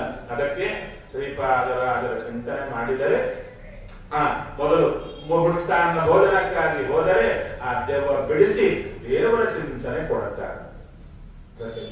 ಹೇಳ್ತಾರೆ, ಶ್ರೀಪಾದರಾಜರ ಸ್ಮರಣೆ ಯಾರು ಮಾಡುತ್ತಾರೋ ಅವರಿಗೆ ಶಾಪಾದಪಿ ಶರಾದಪಿ ಎನಿಸಿಕೊಂಬ ಹೇಳ್ತಾರೆ. ಅಂತ ಮಹಾನುಭಾವರ ಚರಿತ್ರೆಯನ್ನು ತಿಳಿಸಿಕೊಟ್ಟು ಅವರ ವಂಶದಲ್ಲಿ ಬಂದವರೇ ಅಂಗ ಮಹಾರಾಜ. ಅಂಗನ ಮಗನಾಗಿ ಬಂದವನೇ ವೇನ. ವೇನನನ್ನ ಪಡೆದಂತ ಅಪ್ಪ ಅವನ ಕೆಟ್ಟ ಕಾರ್ಯಗಳು ನೋಡಿ ಪರಮ ವೈರಾಗ್ಯ ಬಂದು ಬಿಟ್ಟು ಹೋಗ್ಬಿಡುತ್ತಾರೆ. ತದಪತ್ಯಂ ಪರಮನ್ಯೆ ತದಪತ್ಯ ರುಚಾಪದ. ಅಯ್ಯಚೂರು ಈ ಕಡೆ ಇದ್ದವರು ನೋಡ್ಲಿಕ್ಕೆ ಆಗ್ತಾ ಇಲ್ಲ, ಕುಟ್ಟಿಗೆ ನೋವಾಗುತ್ತೆ. ಒಮ್ಮೆ ನೋಡಿದ ಸ್ವಲ್ಪ ಸ್ಟೇಜ್ ಈಚೆ ಕ್ರಾಸ್ ಹಾಕಿದ್ರೆ 2 ಕಡೆ ನೋಡ್ಲಿಕ್ಕೆ ಆಗುತ್ತೆ ಅಂತ ಕಾಣುತ್ತೆ. ಸರಿ. ಆದರೆ ವಿಶೇಷವಾಗಿ ಮಗನ ದುಷ್ಟತನಕ್ಕೆ ಹೊರಟೇ ಹೋಗಿಬಿಟ್ಟ. ಹೊರಟು ಹೋದಾಗ ವೇರನನ್ನೇ ರಾಜನನ್ನಾಗಿ ಮಾಡುತ್ತಾ ಇದ್ದಾರೆ. ಅವರ ರಾಜನಾದ ಕೂಡಲೇ ಹೇಳ್ತಾ ಇದ್ದಾನೆ, ಯಾರೂ ಪಾದ ಪೂಜೆಗಳು ಮಾಡಬಾರದು, ನಲೆಷ್ಟವ್ಯಂ ನರಾತವ್ಯಂ ಅಭೋತವ್ಯಂ ದುಜಾಕ್ವಚಿತ, ಯಾರು ಯಜ್ಞ ಅದಾನ ಏನು ಮಾಡಬಾರದು. ಮತ್ತೇನು ಮಾಡಬೇಕು? ನಾನು ಪೂಜೆ ಮಾಡಿ, ಅಹಂ ಬ್ರಹ್ಮಾಸ್ಮಿ, ಅವನೇ ವೇನ. ಅದಕ್ಕೆ ಹೇಳ್ತಾರೆ, ಭೂಮಿಯೊಳಗೆ ವೇನನ ಮತವ ಸಾರುತ್ತಿರಲು, ಯಾವ ಮಧ್ವನಾಮದಲ್ಲಿ ಬರುತ್ತಲ್ಲ, ವೇನನ ಮತ ಇದು, ನಾನೇ ದೇವರು ಅಂತ. ಆ ರೀತಿಯಾಗಿ ಆ ವೇನನನ್ನ ಈ ಭೃಗು ಮಹರ್ಷಿಗಳು ಎಲ್ಲರೂ ಬರ್ತಾ ಇದ್ದಾರೆ, ಓಂಕಾರದಿಂದ ಸಂಹಾರ ಮಾಡಿ ಬಿಡ್ತಾ ಇದ್ದಾರೆ ಶಾಪದಿಂದ. ನಂತರ ಅವನ ಶರೀರವ ಮಥನ ಮಾಡುತ್ತಾ ಇದ್ದಾರೆ. ತೊಡೆಗಳನ್ನ ಮಥನ ಮಾಡಿದ್ರು. ಒಬ್ಬ ಗಿಡ್ಡ ಆದವ, ದಡ್ಡ ಉದ್ದ ಆದವ ಬಂದ, ಅವರು ನಿಷಾದ ಬಂದ, ಅವನ ಕಳಿಸಿಕೊಟ್ರು. ನಂತರ ಬಾಹುಗಳನ್ನ ಮಥನ ಮಾಡಿದಾಗ ಯಾರು? ಋತು ಚಕ್ರವರ್ತಿ ಬರ್ತಾ ಇದ್ದ. ಯಾವ ಬಾಹುಗಳನ್ನ? ಹೆಣದ ಬಾಹುಗಳನ್ನ ಮಥನ ಮಾಡಿದರೆ ಋತು ಚಕ್ರವರ್ತಿ ಬಂದದ್ದು. ಹೌದಾ? ಹಾಗಾದ್ರೆ ನಾವು ಮಾರ್ಚುರಿಯಲ್ಲಿ ಹೋಗ್ಬಿಟ್ರೆ ಎಷ್ಟು ಜನ ಹುಡ್ತಾರೋ ಅಲ್ವಾ? ಹೆಣಗಳು ಬೇಕಾದಷ್ಟು ಬಿದ್ದಿರುತ್ತೆ, ಕೈ ಕಡದದ್ದೇ ಮಕ್ಕಳು ಹುಟ್ಟಿದ್ದೆ. ಅದಕ್ಕಂದ್ರು ಹೆಣದ ಕೈ ಕಡದರೆ ಬಂದಿಲ್ಲ, ಹೆಣದ ಆಕಾರದಲ್ಲಿ ಭಗವಂತ ಇರ್ತಾನೆ. ಹೆಣ ಬಿದ್ದಿರುತ್ತಲ್ವಾ, ಅಲ್ಲಿ ಆಕಾರದಲ್ಲಿ ಭಗವಂತ ಇಲ್ಲದಿದ್ದರೆ ಹೆಣವೇ ಇರಲ್ಲ, ಅದೃಶ್ಯ ಆಗಿಬಿಡುತ್ತೆ. ಆ ಭಗವಂತ ರೂಪದ ಕೈಯನ್ನ ಯೋಗಿಗಳಾದ್ದರಿಂದ ಮಥನ ಮಾಡಿದ್ರು. ಆ ಬಾಹುಗಳಿಂದ ಹುಟ್ಟಿ ಬಂದವನೇ ಋತು ಚಕ್ರವರ್ತಿ. ಬ್ರಹ್ಮದೇವರೇ ಬರ್ತಾ ಇದ್ದಾರೆ, ಅಭಿಷೇಕ ಮಾಡ್ತಾ ಇದ್ದಾರೆ. ವಂದಿ ಮಾಗದರು ಬರ್ತಾ ಇದ್ದಾರೆ. ಅಯ್ಯ, ನಿಮ್ಮ ಸ್ತೋತ್ರ ಹುಟ್ಟಿದ್ದೇನೆ, ಸ್ತೋತ್ರ ಮಾಡ್ಲಿಕ್ಕೆ ಏನಾದ್ರೂ ಮಾಡಿರ್ಬೇಕಲ್ಲ. ಆದ್ದರಿಂದ ಏನು ನಾನು ಮುಂದೆ ಏನು ಮಾಡುತ್ತೇನೆ, ಅಥವಾ ಭಗವಂತ ನನ್ನಿಂದ ಎಂಥ ಕಾರ್ಯ ಮಾಡಿಸ್ತಾನೆ, ಈಗೇ ತಿಳಿದು ಹೇಳಿ. ಯಾರಿಗಾಗುತ್ತೆ? ಪುರಾಣದಲ್ಲಿ ಬರ್ತಾ ಇದೆ. ಆ ಋತು ಚಕ್ರವರ್ತಿಯ ಕಾಲದ ವಂದಿ ಮಾಗದರೆಂದವರು ಅಂದ್ರೆ ಯಜ್ಞಕುಂಡದಿಂದ ಬಂದಿರುವ ಜ್ಞಾನಿಗಳು. ಆ ತರ ಭಗವಂತನ ಸ್ತೋತ್ರ ಮಾಡುತ್ತಾರೆ. ನಂತರ ಜನಗಳೆಲ್ಲ ಬರ್ತಾರೆ. ಅಪ್ಪ, ನಮಗೆಲ್ಲ ಕ್ಷಾಮ ಬಂದಿದೆ, ರಕ್ಷಣೆ ಮಾಡುವಂತಾಗ ಭೂದೇವಿಯ ಮೇಲೆ ಖಡ್ಗ ಎತ್ತಲಿಕ್ಕೆ ಹೋದರೆ ಹೆದರಿ ಬರ್ತಾಳೆ. ಅಯ್ಯ, ನಾನೇನು ಮಾಡಿದೆ? ನಿಮ್ಮಪ್ಪನ ಪಾಪದಿಂದ ಎಲ್ಲ ಕ್ಷಾಮ ಬಂದಿದೆ, ನಾನು ಆಕಳಾಗಿ ಬರ್ತೇನೆ. ಮನುಗಳನ್ನ ಕರುವಲಾಗಿಟ್ಟುಕೊಂಡು ಔಷಧಿಗಳನ್ನ ಹಾಲಿನ ರೂಪದಲ್ಲಿ ಕರೆದು ಭೂಮಿಗೆ ಸುರಿದರೆ ಮತ್ತು ಸಸ್ಯಶ್ಯಾಮಲ ಅಂದಾಗ ಅದ್ಭುತವಾಗಿರತಕ್ಕಂಥ ಆ ಕಾರ್ಯವನ್ನ ಮಾಡಿ ನಂತರ ಆ ಋತು ಚಕ್ರವರ್ತಿಗಳ ಕಾಲದವರೆಗೂ ಈ ಪಟ್ಟಣ, ಗ್ರಾಮ, ಪುರದ ಕಲ್ಪನೆ ಇಲ್ಲ. ಎಲ್ಲಿ ಸಿಕ್ಕರೆ ಅಲ್ಲಿ ವ್ಯವಸ್ಥೆ ಇತ್ತು. ಅವಾಗ ತನ್ನ ಧನುಸ್ಸಿನಿಂದ ಇಡೀ ಭೂಮಿಯನ್ನ ಸರಿ ಮಾಡುತ್ತಾರೆ. ಅದೆಂತ ಕಾರ್ಯವೇ! ಒಂದು ವೇಳೆ ನಮ್ಮ ಕಣ್ಣಿದ್ರೆ ನೋಡಿದ್ರೆ ಚೆನ್ನಾಗಿರುತ್ತೆ. ಒಬ್ಬ ವ್ಯಕ್ತಿ ತನ್ನ ಧನುಸ್ಸು ಹಿಡಿದುಕೊಂಡು ಆ ಇಡೀ ಪರ್ವತಗಳನ್ನ ಒಂದು ಸಲ ಹೀಗಂದ್ರೆ ನಮ್ಮ ಮನೆಯಲ್ಲಿ ಅಕ್ಕಿ ಇರುತ್ತಲ್ಲ, ಹಾಗೂ ಹೀಗೂ ಬಿದ್ದಿರುತ್ತೆ ಮರದಲ್ಲಿ. ಒಂದು ಸಲ ಕೈಯಲ್ಲಿ ಹೀಗಂದ್ರೆ ಸರಿ ಆಗುತ್ತಲ್ಲ, ಆ ತರ ಭೂಮಿಯನ್ನ ಮಾಡಿದವರು ಮಹಾನುಭಾವ ಯಾರು? ಋತು ಚಕ್ರವರ್ತಿ. ನಾವು ಅದೇ ಅಂದು ಋತು ಚಕ್ರವರ್ತಿ ಇರ್ತಾರೆ, ಎಂಥ ಕೆಲಸ ಮಾಡಿದ್ದೀರಿ ನೀವು ಅಂದ್ರೆ ಅವರಂತಾರೆ, ನಾನೇನು ಮಾಡುತ್ತೇನಯ್ಯ, ಪರಮಾಣು ಜೀವ ಸ್ವಾಮಿ ಪೃಥುನಾಮಕನಾಗಿ ನನ್ನಲ್ಲಿ ನಿಂತು ಮಾಡಿಸಿದ್ದಷ್ಟೇ ಹೊರತು ನಾ ಮಾಡಿದ್ದಲ್ಲ. ಆ ರೀತಿಯಲ್ಲಿ ಋತು ಚಕ್ರವರ್ತಿಯ ಚರಿತ್ರೆಯನ್ನು ಸಂಕ್ಷೇಪವಾಗಿ ಹೇಳಿ ಅವರ ವಂಶದಲ್ಲಿ ಬಂದವನೇ ಬರ್ಹಿಷ್ಮಾನ್ ಎಂಬ ರಾಜ. ಆ ಬರ್ಹಿಷ್ಮಾನ್ ಎಂಬ ರಾಜ ಆತನ ವಿಶೇಷವಾಗಿ ಮಕ್ಕಳನ್ನ ಪಡೆಯುತ್ತಾ ಇದ್ದಾರೆ. ಮಕ್ಕಳನ್ನ ಪಡೆದು ಆ ಮಕ್ಕಳು ಯಾರು ಅಂದ್ರೆ ಪ್ರಚೇತಸರು ಅಂತ ಬರ್ತಾ ಇದ್ದಾರೆ. ಮಹಾನ್ ಕಾಲ ಎಲ್ಲರ ಹೆಸರು ಪ್ರಚೇತ. 10 ಜನ ಇದ್ದಾರೆ, ಎಲ್ಲರಿಗೂ ಒಂದೇ ಹೆಸರು. ನಮಗೆ ಬಹಳ ಸಂಶಯ ಬರುತ್ತೆ, ಕನ್ಫ್ಯೂಸ್ ಆಗಿಲ್ವಾ ಅದರಲ್ಲಿ? ಯಾರನ್ನ ಪ್ರತ್ಯೇಕ ಅಂದ್ರೆ ಯಾರು ಬರಬೇಕು? ಅಲ್ಲಿ ಪ್ರತ್ಯೇಕ ಪ್ರತ್ಯೇಕ ಅಂತ ಆಧಾರ ಇಟ್ಕೊಂಡ್ರ ಇಲ್ಲ. ನೋಡಿ ಎಷ್ಟು ವ್ಯವಸ್ಥೆ ಭಗವಂತನದ್ದು. ಎಲ್ಲರ ಹೆಸರು ಪ್ರತ್ಯೇಕ. ಆದರೆ ಇವರಿಗೆ 10ನೇ ಪ್ರತ್ಯೇಕ ಬರಬೇಕು ಅಂತ ಮನಸ್ಸಿನಲ್ಲಿ ಅಂದುಕೊಂಡು ಪ್ರತ್ಯೇಕ ಅಂದ್ರೆ 10ನೇ ಬರ್ತಿದ್ದಾರೆ. ಕೆಟ್ಟ ವ್ಯವಸ್ಥೆ, ಅಚ್ಚುಕಟ್ಟಾದ ವ್ಯವಸ್ಥೆ. ಅಷ್ಟೇ ಅಲ್ಲ, ಎಲ್ಲರ ಗುಣ ಒಂದೇ ತರ, ಅದ್ಭುತ ಮೂರ್ತಿಗಳಾಗಿದ್ದಾರೆ. ಅಂಥವರಿಗೆ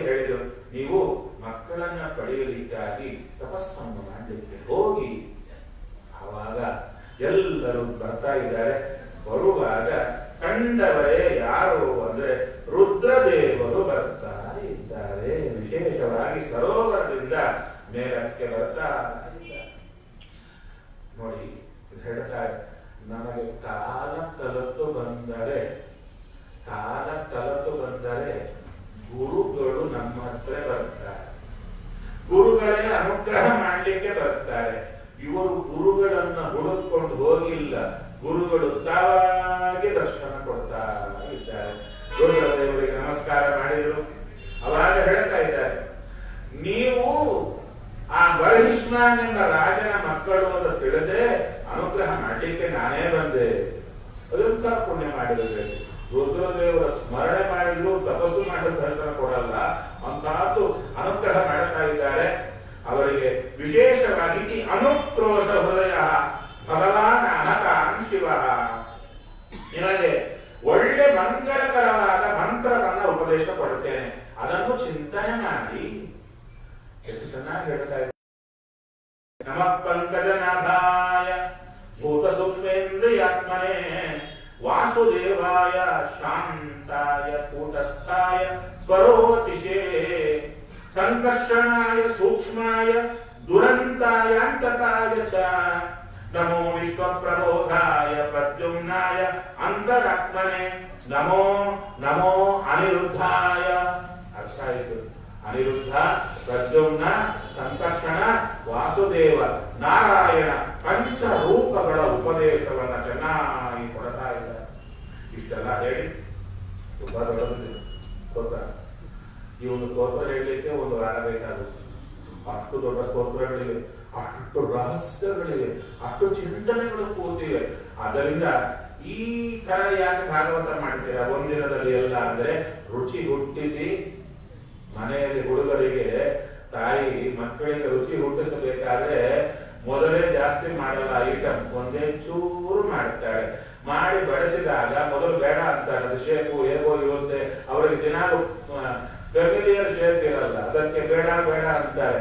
ಒಮ್ಮೆ ಬಾಯಲ್ಲಿ ಹೋದ ಕೂಡಲೇ ಕೇಳ್ತಾರೆ, ಇಟ್ಟು ಸ್ವಲ್ಪ ಯಾಕೆ ಮಾಡಿದ್ಯಾ ಅಲ್ಲದೆ ನಂತರ ಅಪ್ಲಿಕೇಶನ್ ಶುರುವಾಗುತ್ತೆ. ಈ ಒಂದೇ ಐಟಮ್ ಜಾಸ್ತಿ ಮಾಡು ಅಂತ ಕೇಳ್ತಾರೆ. ಅವಾಗ ತುಂಬಾ ತಯಾರಾಗುತ್ತೆ. ಹಾಗೆ ಭಾಗವತದಲ್ಲಿ ರುಚಿ ಹುಟ್ಟಿದ ಮೇಲೆ ಪ್ರತಿಯೊಂದು ಶಬ್ದ ಶಬ್ದ ಭಾಗವತ ಕೇಳಬೇಕೆಂಬ ಆಸೆ ನಮಗೆ ಬರುತ್ತೆ. ಜೀವನದಲ್ಲಿ ಅಂದರೆ ನಮ್ಮನ್ನ 4 ಕಾಲು ಸವಾರಿ ಮೇಲೆ ಕರ್ಕೊಂಡು ಹೋಗುವುದಕ್ಕಿಂತ ಮೊದಲೇ ಒಂದು ಸಲ ಪೂರ್ಣ ಭಾಗವತ ಕೇಳಿ ಬಿಟ್ರೆ ನಮಗೆ ಸಪರೇಟ್ ಸೀಟ್ ಇರುತ್ತಂತೆ. ಎಸ್, ಏನು ಇಡೀ ಭಾಗವತ ಶಬ್ದ ಶಬ್ದ ಕೇಳಿದವ ಅಂತ ಒಂದು ಮಾತು ಹೇಳಿದ ಕೂಡಲೇ ಪಕ್ಕಕ್ಕೆ ಬನ್ನಿ ಅಂತ ಸಪರೇಟ್ ಸೀಟ್ ಹಾಕಿ ಕೊಡಿಸ್ತಾರೆ.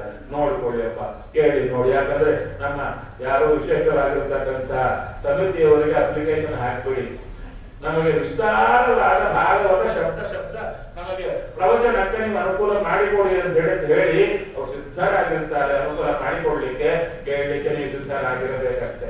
ಸರಿ, ಮುಂದಕ್ಕೆ ಹೋದರೆ ಅವರಿಗೆ ಅನುಗ್ರಹ ಮಾಡಿದರು. ಅವರು ಲವಣ ಸಮುದ್ರಕ್ಕೆ ಹೋಗ್ತಾ ಇದ್ದಾರೆ. ನೀರಿನಲ್ಲಿ ಹೊಕ್ಕು ತಪಸ್ಸು ಮಾಡುತ್ತಾ ಇದ್ದಾರೆ. ನಾವು ಪ್ರಯತ್ನ ಮಾಡಬಹುದು. ಅಗಮರ್ಷಣ ಸ್ನಾನ ಅಂತ, ಹೌದಾ? ನೀರಲ್ಲಿ ನಿಲ್ಲಬೇಕು, ಬೆನ್ನು ಬಗ್ಗಬೇಕು, ತಲೆ ನೀರೊಳಗಿರಬೇಕು, ಬೆನ್ನು ಚೂರು ಕಾಣತಾ ಇರಬೇಕು. ಅಘಮರ್ಷಣ ಮಂತ್ರ 3 ಸಲ ಹೇಳೋದ್ರೊಳಗೆ ದೇವರು ಕಾಣಿಸ್ತಾರೆ ಅಲ್ವಾ? ನೀರು ತಳ್ಳತಾ ಇರುತ್ತೆ, ಒಳಗೆ ಉಸಿರು ಕಟ್ಟತಾ ಇರುತ್ತೆ, ಅಪ್ಪ ಅಂತ. ಅಂತಹದ್ದು ನೀರೊಳಗೆ, ಅದಕ್ಕೆ ಅಘಮರ್ಷಣ ಸ್ನಾನ. ಆ 3 ಸಲ ಮಂತ್ರವನ್ನ ನೀರೊಳಗಿದ್ದು ಹೇಳಿದರೇನೆ ಪಾಪ ಕತ್ತರಿಸಿ ಹೋಗೋದಾದ್ರೆ ಸದಾಕಾಲ ನೀರಲ್ಲೇ ತಪಸ್ಸು ಮಾಡಿದ್ರೆ ಎಷ್ಟು ಪಾಪ ಹೋಗುತ್ತೆ. ಅದಕ್ಕೆ ನೀರಲ್ಲಿ ಮುಳುಗಿ ತಪಸ್ಸು ಮಾಡ್ತಾ ಇದ್ದಾರೆ. ಅಂತ ಕಾಲಕ್ಕೆ ಅವರ ಕೊನೆಯ ಉಪದೇಶ ಯಾರು? ನಾರದರು ಬರ್ತಾ ಇದ್ದಾರೆ. ಈ ಬರಹಿಷ್ಮ ಪ್ರಾಚೀನ ಬರಹಿ. ಯಾಕೆ ಪ್ರಾಚೀನ ಬರಹಿ ಅಂದ್ರೆ ಇಡೀ ಭೂಮಂಡಲ ಪೂರ್ವ ದಿಕ್ಕಿಗೆ ಗರ್ಭೆಗಳು ಹಾಸಿದರಂತೆ ಯಜ್ಞ ಮಾಡಲಿಕ್ಕಾಗಿ. ನಾವು ಜನ್ಮಕ್ಕೊಮ್ಮೆ ಮಾಡುತ್ತೀವಿ, ಅವ್ರು ಹಾಗಲ್ಲ. ಇಡೀ ಭೂಮಂಡಲ ಗರ್ಭೆ ಹಾಸಿದದಕ್ಕೆ ಪ್ರಾಚೀನ ಬರಹಿ, ಪೂರ್ವ ದಿಕ್ಕಿಗೆ ಗರ್ಭೆ ಹಾಸಿದವ. ನಾರದರು ಬಂದರು, ಸಾಕು ನೀನು ಮಾಡಿದ ಯಜ್ಞ. ಯಾಕೆ? ಯಜ್ಞ ಮಾಡುವಾಗ ಭಗವಂತನ ಪ್ರೀತಿಗಾಗಿ ಮಾಡಬೇಕು, ಮಾಡುತ್ತಾ ಇಲ್ಲ. ನಿನ್ನ ಕಾಮ್ಯ ಕರ್ಮಗಳಿಗಾಗಿ ಮಾಡುತ್ತಾ ಇದೀಯಾ? ಅದಕ್ಕೆ ನೀನು ಸತ್ತ ಮೇಲೆ ನೀನು ಕೊಂದ ಪಶುಗಳಿಗೆ ಸದ್ಗತಿ ಆಗ್ತಾ ಇಲ್ಲ. ಅವೆಲ್ಲ ನರಕ ದ್ವಾರದಲ್ಲಿ ಕಾದಿದ್ದು ನಿನ್ನ ಕೊಂದು ಬಿಡುತ್ತೆ. ತೋರಿದಾಗ ಹೆದರಿದ, ಯಪ್ಪ ಏನು ಮಾಡ್ಲಿ? ಅದಕ್ಕೆ ಕಾಮ್ಯ ಕರ್ಮಾನುಷ್ಠಾನ ಬಿಡು, ಜ್ಞಾನ ಪಡ್ಕೋ ಅಂತ ವಿಷಯ ಜ್ಞಾನವನ್ನ ಕೊಡ್ಲಿಕ್ಕೆ ಶುರು ಮಾಡುತ್ತಾ ಇದ್ದಾರೆ. ಅದನ್ನ ಏನಂತ ಕರೆದ್ರು? ಪುರಂಜನ ಉಪಾಖ್ಯಾನ. ಪುರಂಜನ ಉಪಾಖ್ಯಾನ ಹೇಳಬೇಕಾದ್ರೆ ಅಲ್ಲಿ ಹೇಳುತ್ತಾರೆ, ಯಾರು ಪುರಂಜನ? ಜೀವ. ಪುರದಲ್ಲಿ ಜನಿಸಿ ಜನಿಸಿ ಬರುವವನಾದ್ದರಿಂದ ಇವರನ್ನ ಪುರಂಜನ. ನಂತರ ಇನ್ನೊಬ್ಬರು ಯಾರು? ಅವಿಜ್ಞಾತ ಸಖ. ಯಾರಿಗೆ ಸಹಾಯ ಮಾಡಬೇಕೋ ಅವರಿಗೆ ಗೊತ್ತಿಲ್ಲದೆ ಸಹಾಯ ಮಾಡುವ ಯಾರು? ಭಗವಂತ. ಇಬ್ಬರು ಕೂಡ ಎರಡು ಪಕ್ಷಿಗಳು, ಅಂದರೆ ಮಾನಸ ಸರೋವರದ ಪಕ್ಷಿಗಳು. ಅದರಲ್ಲಿ ಪುರಂಜನ ಅವಿಜ್ಞಾತ ಸಖನನ್ನ ಮರೆತದ್ದಕ್ಕೆ ಸರೋವರ ಬಿಟ್ಟು ಬರಬೇಕಾಯಿತು. ಬಂದಾಗ ಏನಾಯಿತು ಅಂದರೆ ಇರಲಿಕ್ಕೆ ಜಾಗ ಹುಡುಕ್ತಾ ಇದ್ದ. ಅವಾಗ ಕಟ್ಟಿದ ಪಟ್ಟಣಗಳು ಕಾಣಿಸ್ತು. ಅದರಲ್ಲಿ 9 ದ್ವಾರಗಳಿಂದ ಕೂಡಿದ ಅದ್ಭುತವಾದ ಪಟ್ಟಣ ಸಿಕ್ಕಿತು. ಎಲ್ಲಾ ಪಟ್ಟಣಗಳಲ್ಲಿ ಈ ಪಟ್ಟಣ ಚೆನ್ನಾಗಿದೆ ಅಂತ ತಿಳ್ಕೊಂಡ. ಒಳಗೆ ಹೋಗ್ತ ನೋಡಿದರೆ ಒಳ್ಳೆ ಹೆಣ್ಣಿದ್ದಾಳೆ, ಅವಳ ಸುತ್ತು ಸಖಿಯರಿದ್ದಾರೆ. ಆ ಹೆಣ್ಣನ್ನ ಕೇಳಿದ, ನನ್ನ ಮದುವೆ ಆಗ್ತೀಯ? ಅವನಂದು ಅವಶ್ಯ ಆಗ್ತೇನೆ. ಮದುವೆ ಆದ. ಪಟ್ಟಣದ ರಕ್ಷಣೆಗಾಗಿ 5 ಹೆಣದ ಹಾವು ಇತ್ತು, ತಳವಾರ. ವಿಶೇಷವಾಗಿ ಮುಕ್ತ ಪ್ರಾಣ ಕಾಯ್ತಾ ಇದ್ದಾನೆ. ಇನ್ನ ತುಂಬಾ ವರ್ಣನೆ ಇದೆ. ಪುರಂಜನೋಪಾಖ್ಯಾನ 2 ಪುಟದಷ್ಟು ವರ್ಣನೆ ಮಾಡಿದ್ದಾರೆ. ನಮ್ಮ ಶರೀರದಲ್ಲಿರುವ ನಾಡಿಗಳು, ರೋಮಗಳು ಎಲ್ಲ ವರ್ಣನೆ ಮಾಡಿದ್ದಾರೆ. ಅಲ್ಲಿ ಸೇರಿರತಕ್ಕಂಥ ಪುರಂಜನ ಮದುವೆ ಆಗಿರತಕ್ಕಂಥ ಯಾರು? ಆ ಹುಡುಗಿಯನ್ನ ಕಟ್ಟಿಕೊಂಡ. ನಂತರ ಮಕ್ಕಳನ್ನು ಪಡೆದ, ಮೊಮ್ಮಕ್ಕಳನ್ನ ಪಡೆದ. ಸಂಸಾರ ಬೆಳೆಯಿತು. ಅದರೊಳಗೆ ಕಾಲ ಕಳೆದ. ಯಾರ ಕಥೆ ಇದ್ದಾಗಿದೆ? ನಮ್ದೇ ಅಲ್ವಾ? ನಮ್ದೇ ಕಥೆ. ನಾವು ಅಷ್ಟೇ ಹುಟ್ಟಿ ಬಂದಿದ್ವಿ. ಮತ್ತೆ ಆದ್ಮೇಲೆ ಮದುವೆ ಆದವು. ಆದ ಮೇಲೆ ಸಂತತಿ ಬೆಳೀತಾ ಇದೆ.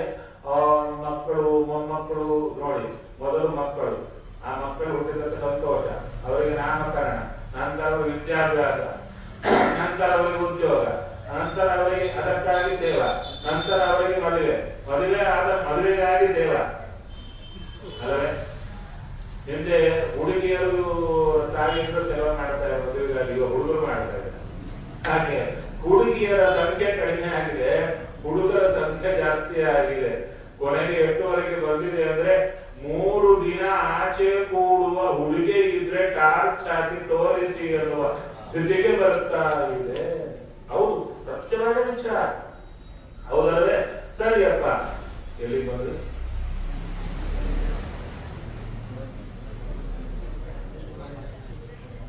ಯಾಕೆ ಕೇಳಿದೆ ಅಂದರೆ, ಗುಂದಲ್ಲಿ ಹೋಗ್ಬಾರ್ದು. ಎಲ್ಲಿಗೆ ನಿಂತಿದೆ ವಿಷಯ ತಲೆಯಲ್ಲಿರ್ಬೇಕು ತಾನೆ, ಅದಕ್ಕೆ ಕೇಳಿದೆ. ಹೌದಾ? ಪುರಂಜನ ಬಂದ, ಮದುವೆ ಆದ, ಮಕ್ಕಳ ಸಂತತಿ ಬೆಳೀತಾ ಇದೆ. ತನ್ನನ್ನು ತಾನು ಮರೆತಿರುವಾಗ ಇನ್ನೊಬ್ಬ ಹೆಣ್ಣು ಓಡಿ ಬಂದು, ಮುದಿ ನೋಡೋಕೆ ಚೆನ್ನಾಗೇ ಇಲ್ಲ, ಆದ್ರೆ ಹೇಳಿದ್ದು, ನಾನ್ ನಿನ್ನ ಮದುವೆ ಆಗ್ಲಿಯಾ? ಇವ ಅಂತ ಬೇಡೇ ಬೇಡ ಅಂತ. ಅವರಂತೂ ಆಗ್ಲೇಬೇಕು ಅಂತ ತಾನೇ ಕೊರಳಲ್ಲಿ ಹಾರ ಹಾಕಿದ್ದು. ನಂತರ ಚಂಡ ವೇಗ ಶತ್ರು ಅವನ ದೂತರು ಬರ್ತಾ ಇದ್ದಾರೆ. ಇಡೀ ಪಟ್ಟಣವನ್ನೇ ಕೊಚ್ಚಿ ಹಾಕ್ತಾ ಇದ್ದಾರೆ. ಅಂತ ಕಾಲಕ್ಕೆ ತಾನು ಸತ್ತು ಹೋಗ್ತ ಹೆಂಡತಿಯನ್ನೇ ನೆನೆದು ನೆನೆದು ಸತ್ತ. ಹೆಣ್ಣಾಗಿ ಹುಟ್ಟಿದ. ಇದೊಂದು ಫೆಸಿಲಿಟಿ ಇದೆ. ನಾವು ಸಾಯುವಾಗ ಏನನ್ನು ನೆನೆದು ಸತ್ತರೆ ಅದಾಗಿ ಹುಟ್ಟುತ್ತೇವೆ. ಅದಕ್ಕೆ ನಾನು ಯಾರೋ ಕೇಳಿದ್ರು, ಸಾಯುವಾಗ ದೇವರನ್ನ ನೆನೆದು ಸತ್ತರೆ ದೇವರಾಗಿ ಬಿಡುತ್ತೇವೆ. ದೇವರಾಗಲ್ಲ, ದೇವರಂತೆ ಆಗ್ತೇವೆ. ಸಾದೃಶ್ಯ, ದೇವರಂತೆ ಆಗ್ತೇವೆ. ದೇವರಂತೆ ಅಂದ್ರೆ ಮತ್ತು ಆನಂದ ಹೆಚ್ಚಬೇಡ. ಯಾಕೆ? ನಮ್ಮ ಪ್ರತಿಬಿಂಬ ನಮ್ಮಂತೆ ಇರುತ್ತೆ, ಹೌದ್ ತಾನೆ? ಆದರೆ ನಿಮಗೂ ನಿಮ್ಮ ಪ್ರತಿಬಿಂಬಕ್ಕೂ ಎಷ್ಟು ಡಿಫರೆನ್ಸ್ ಇದೆ. ಅದರ ಮೆಟೀರಿಯಲ್ ಬೇರೆ, ನೀವೇ ಬೇರೆ. ಅದರಂತೆ ನಾವು ಆಗ್ತೀವಿ. ಅಲ್ಲಿ ಹೆಣ್ಣನ್ನ ನೆನೆದಕ್ಕೆ ಹೆಣ್ಣಾಗಿ ಹುಟ್ಟಿದ. ಅದು ಸ್ವಲ್ಪ ಯಾರೋ ಕೇಳಿದ್ರು, ಭಾಗವತ ಹೆಂಗಸರ ಮೇಲೆ ಯಾಕೆ ಕಟಾಕ್ಷ ತೋರಿಸ್ತದೆ? ನಾವೇನು ಅನ್ಯಾಯ ಮಾಡಿದ್ವಿ? ನಮ್ಮ ಅನ್ಯಾಯ ಕಡಿಮೆಯಾಗಿ ನೋಡುತ್ತಾರೆ. ಹೆಣ್ಣು ಒಂದು ಕೋಳಿ ಯಾಕೆ ಹೀಗೆ ಹೇಳಿದ್ರು? ವ್ಯಾಖ್ಯಾನಕಾರ ಕರೀತಾರೆ, ಇಲ್ಲಿ ಹೆಣ್ಣು ಅಂದ್ರೆ ಹೆಣ್ಣಾಗಿ ಹುಟ್ಟಿದವರು ಅಂತ ಅವರಿಗೆ ಹೇಳಿದ. ದೇವರನ್ನ ಮರೆತ ಜೀವಿಯ ಹೆಸರು ಹೆಣ್ಣು. ದೇವರನ್ನ ನೆನಪಿಟ್ಟುಕೊಂಡ ಜೀವಿ ಗಂಡು. ಹೆಣ್ಣಾದರೂ ದೇವರ ನೆನಪಿದ್ರೆ ಅದು ಭಾಗವತದ ಲೆಕ್ಕದಲ್ಲಿ ಅವರು ಗಂಡೆ. ದೇವರನ್ನ ಮರೆತಿದ್ರೆ ಗಂಡ ಆದರೂ ಹೆಣ್ಣೆ. ಆ ರೀತಿಯಲ್ಲಿ ದೇವರನ್ನ ಮರೆತವನಾಗಿ ಬಂದ. ಏನಾದ? ಹೆಣ್ಣಾಗಿ ಬಂದ. ಹೆಣ್ಣಾಗಿ ಬಂದಾಗ ಆತನಿಗೆ ಒಬ್ಬ ಗಂಡು ಸಿಕ್ಕ. ಮದುವೆ ಆಗ್ಬೇಕಲ್ವ? ಯಾರು? ಮಲಯಧ್ವಜ ರಾಜನ ಮದುವೆ ಆದ. ಆ ರಾಜಯಜ್ಞ ಯಾಗಗಳು ಮಾಡಿ ಕೊನೆಗೆ ಕಾಡಲ್ಲಿ ಹೊಕ್ಕು ಅಲ್ಲಿ ಶರೀರ ತ್ಯಾಗ ಮಾಡಿದ. ವನದಲ್ಲಿ ಪ್ರವೇಶ ಮಾಡಿ ಶರೀರ ತ್ಯಾಗ ಮಾಡಿದರೆ ಆ ಶರೀರ ತ್ಯಾಗ ಮಾಡಿದ್ದಕ್ಕೆ ಅವನ ಜೊತೆಗೆ ಚಿಟಿಯನ್ನು ಏರಿದ ಈ ಪುರಂದ. ಹೆಣ್ಣಾಗಿದ್ದ ಚಿಟಿಯನ್ನು ಏರಿದ. ಚಿಟಿಯನ್ನು ಏರಿದ ಕೂಡಲೇ ವಿಶೇಷವಾಗಿ ಅವಿಜ್ಞಾತ ಸತ್ತ ಬಂದ. ಏನು ನಿನ್ನ ಪಾಡು ಬಾ ಅಂತ ಕರೆಕೊಂಡು ಹೊರಟ. ಅಲ್ವಾ? ಅದಕ್ಕೆ ಹೇಳ್ತಾ ಇದ್ದಾರೆ, ಜೀವ ಪುರಂಜನ ಅಂದ್ರೆ ಜೀವ. ಏನಾದ? ಭಗವಂತನನ್ನ ಮರೆತ. ವಿಜಯದಾಸರು ಅದ್ಭುತವಾದ ಮಾತನ್ನು ಹೇಳ್ತಾರೆ. ನಾವು ಕೇಳಿದ್ವಿ ವಿಜಯದಾಸರನ್ನ, ಸ್ವಾಮಿ ನನ್ನ ಜೀವನದಲ್ಲಿ ತುಂಬಾ ಕಷ್ಟಗಳು, ಎಲ್ಲಿ ನೋಡಿದ್ರು ಕಷ್ಟಗಳೇ. ಮನಸ್ಸಿನ ಕಷ್ಟಗಳು, ಶಾರೀರಿಕ ಕಷ್ಟಗಳು, ಎಲ್ಲಾ ಕಷ್ಟಗಳು ಇವೆ. ಇದಕ್ಕೆ ಮೂಲ ಕಾರಣ ಏನು? ಸ್ವಲ್ಪ ಡಯಾಗ್ನೋಸಿಸ್ ಮಾಡಿ ಹೇಳ್ತೀರಾ? ಡಯಾಗ್ನೋಸಿಸ್ ಮಾಡ್ತಾರಲ್ವ ಡಾಕ್ಟರ್, ಏನು ರೋಗ, ನಮ್ಮ ಇಷ್ಟು ದುಃಖಕ್ಕೆ ಯಾವ ರೋಗ ಕಾರಣ? ಇಷ್ಟು ಹೇಳುತ್ತಾರೆ. ಮಾಧವನನ್ನು ಮರೆತದ್ದೇ ಕಾರಣವೋ. ನಮ್ಮ ಸ್ವಾಮಿಯನ್ನ ಮರೆತು ಅದಕ್ಕೆ ಪುರಂಜನ ಅವಿಜ್ಞಾತ ಸಖನನ್ನ ಮರೆತದ್ದಕ್ಕೆ ಏನಾಯಿತು? ಮಾನಸ ಸರೋವರದ ಪಕ್ಷಿಗಳು ಬಿಟ್ಟು ಎಲ್ಲಿಗೆ ಬರಬೇಕಾಗಿತ್ತು? ಪಟ್ಟಣಕ್ಕೆ ಬರಬೇಕಾಗಿತ್ತು. ನೋಡಿ ಚೆನ್ನಾಗಿದೆ. ಕಟ್ಟಿದ ಪಟ್ಟಣಗಳು ಇತ್ತಂತೆ. ಎಲ್ಲಾ ಪಟ್ಟಣಗಳಲ್ಲಿ ಒಳ್ಳೆ ಪಟ್ಟಣ ಇದು ಒಂದು ಚರಿತ್ರೆ ನೋಡಿದಾಗ ರೆಡಿಮೇಡ್ ಪಟ್ಟಣಗಳು ಎಲ್ಲೂ ಇಲ್ಲ. ಎಲ್ಲರೂ ಅವರವರು ಕಟ್ಟಿಕೊಂಡು ಆ ಪಟ್ಟಣಗಳ ಹೆಸರಿಟ್ಟರಷ್ಟೇ. ಹಾಗಾದರೆ ಇಲ್ಲಿ ರೆಡಿಮೇಡ್ ಪಟ್ಟಣ ಅಂದ್ರೆ ಅದು ಏನೋ ಹೇಳ್ತಾ ಇದೆ ಅಂತ ಅರ್ಥ. ಏನು? ಶರೀರಗಳ ಗುಂಪು ಪಟ್ಟಣ ಅಂದ್ರೆ. ಭಗವಂತ ಸೃಷ್ಟಿ ಮಾಡಿದ ಎಲ್ಲಾ ಶರೀರಗಳು 84 ಲಕ್ಷ ಯೋನಿಗಳಲ್ಲಿ ಮನುಷ್ಯ ಶರೀರ ಶ್ರೇಷ್ಠ. ಅದಕ್ಕೆ 9 ದ್ವಾರಗಳಿಂದ ಕೂಡಿದ ಈ ಶರೀರದಲ್ಲಿ ಪ್ರವೇಶ ಮಾಡಲಿಕ್ಕೆ ನೋಡುತ್ತಾನೆ. ಭದ್ರತೆ ಇದೆಯಾ? ಯಾವುದು? 5 ತಲೆಯ ಹಾವು, ಕಳವಾರ, ಪ್ರಾಣ, ಅಪಾನ, ವ್ಯಾನ, ಉದಾನ, ಸಮಾನ ಅಂತ ವಾಯುದೇವರು ನಿಂತಿದ್ದಾರೆ. ನಂತರ ಒಳಗೆ ಬರ್ತಾನೆ. ಒಳ್ಳೆ ಉದ್ಯಾನವನಗಳು, ಒಳ್ಳೆ ಒಳ್ಳೆ ಉದ್ಯಾನವನಗಳು, ಅದರಲ್ಲಿ ಗಿಡಗಳು, ಸರೋವರಗಳು ಎಲ್ಲ ನೋಡುತ್ತಾನಂತೆ. ಅಲ್ಲಿ ನಮ್ಮ ಶರೀರ, ಇಲ್ಲಿ ಉದ್ಯಾನವನ ಯಾವುದು, ಗಿಡಗಳು ಯಾವುದು, ಸರೋವರಗಳು ಯಾವುದು ಅಂತ ಹೇಳ್ತಾರೆ. ನಮ್ಮ ತನೂರುಹ ಅಂದರೆ ಈ ಶರೀರದಲ್ಲಿ ಬೆಳೆದಂತ ರೋಮಗಳೇ ಗಿಡಗಳು. ಈ ರೀತಿಯಾಗಿ ವರ್ಣನೆ ಮಾಡುತ್ತಾರೆ. ಅಲ್ಲಿಗೆ ಬಂದಾಗ ಒಳ್ಳೆ ಹೆಣ್ಣು ಸಿಕ್ತಲ್ಲ. ಯಾರು ಅಂದ್ರೆ ಮನಸ್ಸು. ಮನಸ್ಸು ಹೇಗಿತ್ತು? ಚಂಚಲವಾಗಿತ್ತು. ಆ ಚಂಚಲವಾದ ಮನಸ್ಸನ್ನ ಮದುವೆ ಆದ ಜೀವ. ಮನಸ್ಸನ್ನ ಮದುವೆ ಆದರೆ ಮಕ್ಕಳಾದರು. ಯಾವ ಮಕ್ಕಳು? ಮನಸ್ಸಿನ ಸಂಪರ್ಕ ಜೀವನಿಗಾದರೆ ಬಯಕೆಗಳೆಂಬ ಮಕ್ಕಳಾದರು. ಆ ಬಯಕೆಗಳೆಂಬ ಮಕ್ಕಳನ್ನ ನೋಡಿಕೊಂಡಾಗ ಅದರಲ್ಲಿ ಹೆಮ್ಮರವಾಗಿ ಇನ್ನಷ್ಟು ಬಯಕೆಗಳೆಂಬ ಮಕ್ಕಳು ಮೊಮ್ಮಕ್ಕಳಾದರೆ ಬಯಕೆಗಳನ್ನ ಪೂರ್ಣ ಮಾಡತಾ ಮಾಡತಾ ಕೂತಿರುವ ಇವನಿಗೆ ಕಾಲ ಕಳೀತಾ ಬಂತು. ನಾವು ಪ್ರಾಯಶಃ ಅಷ್ಟೇ ಅಲ್ವಾ?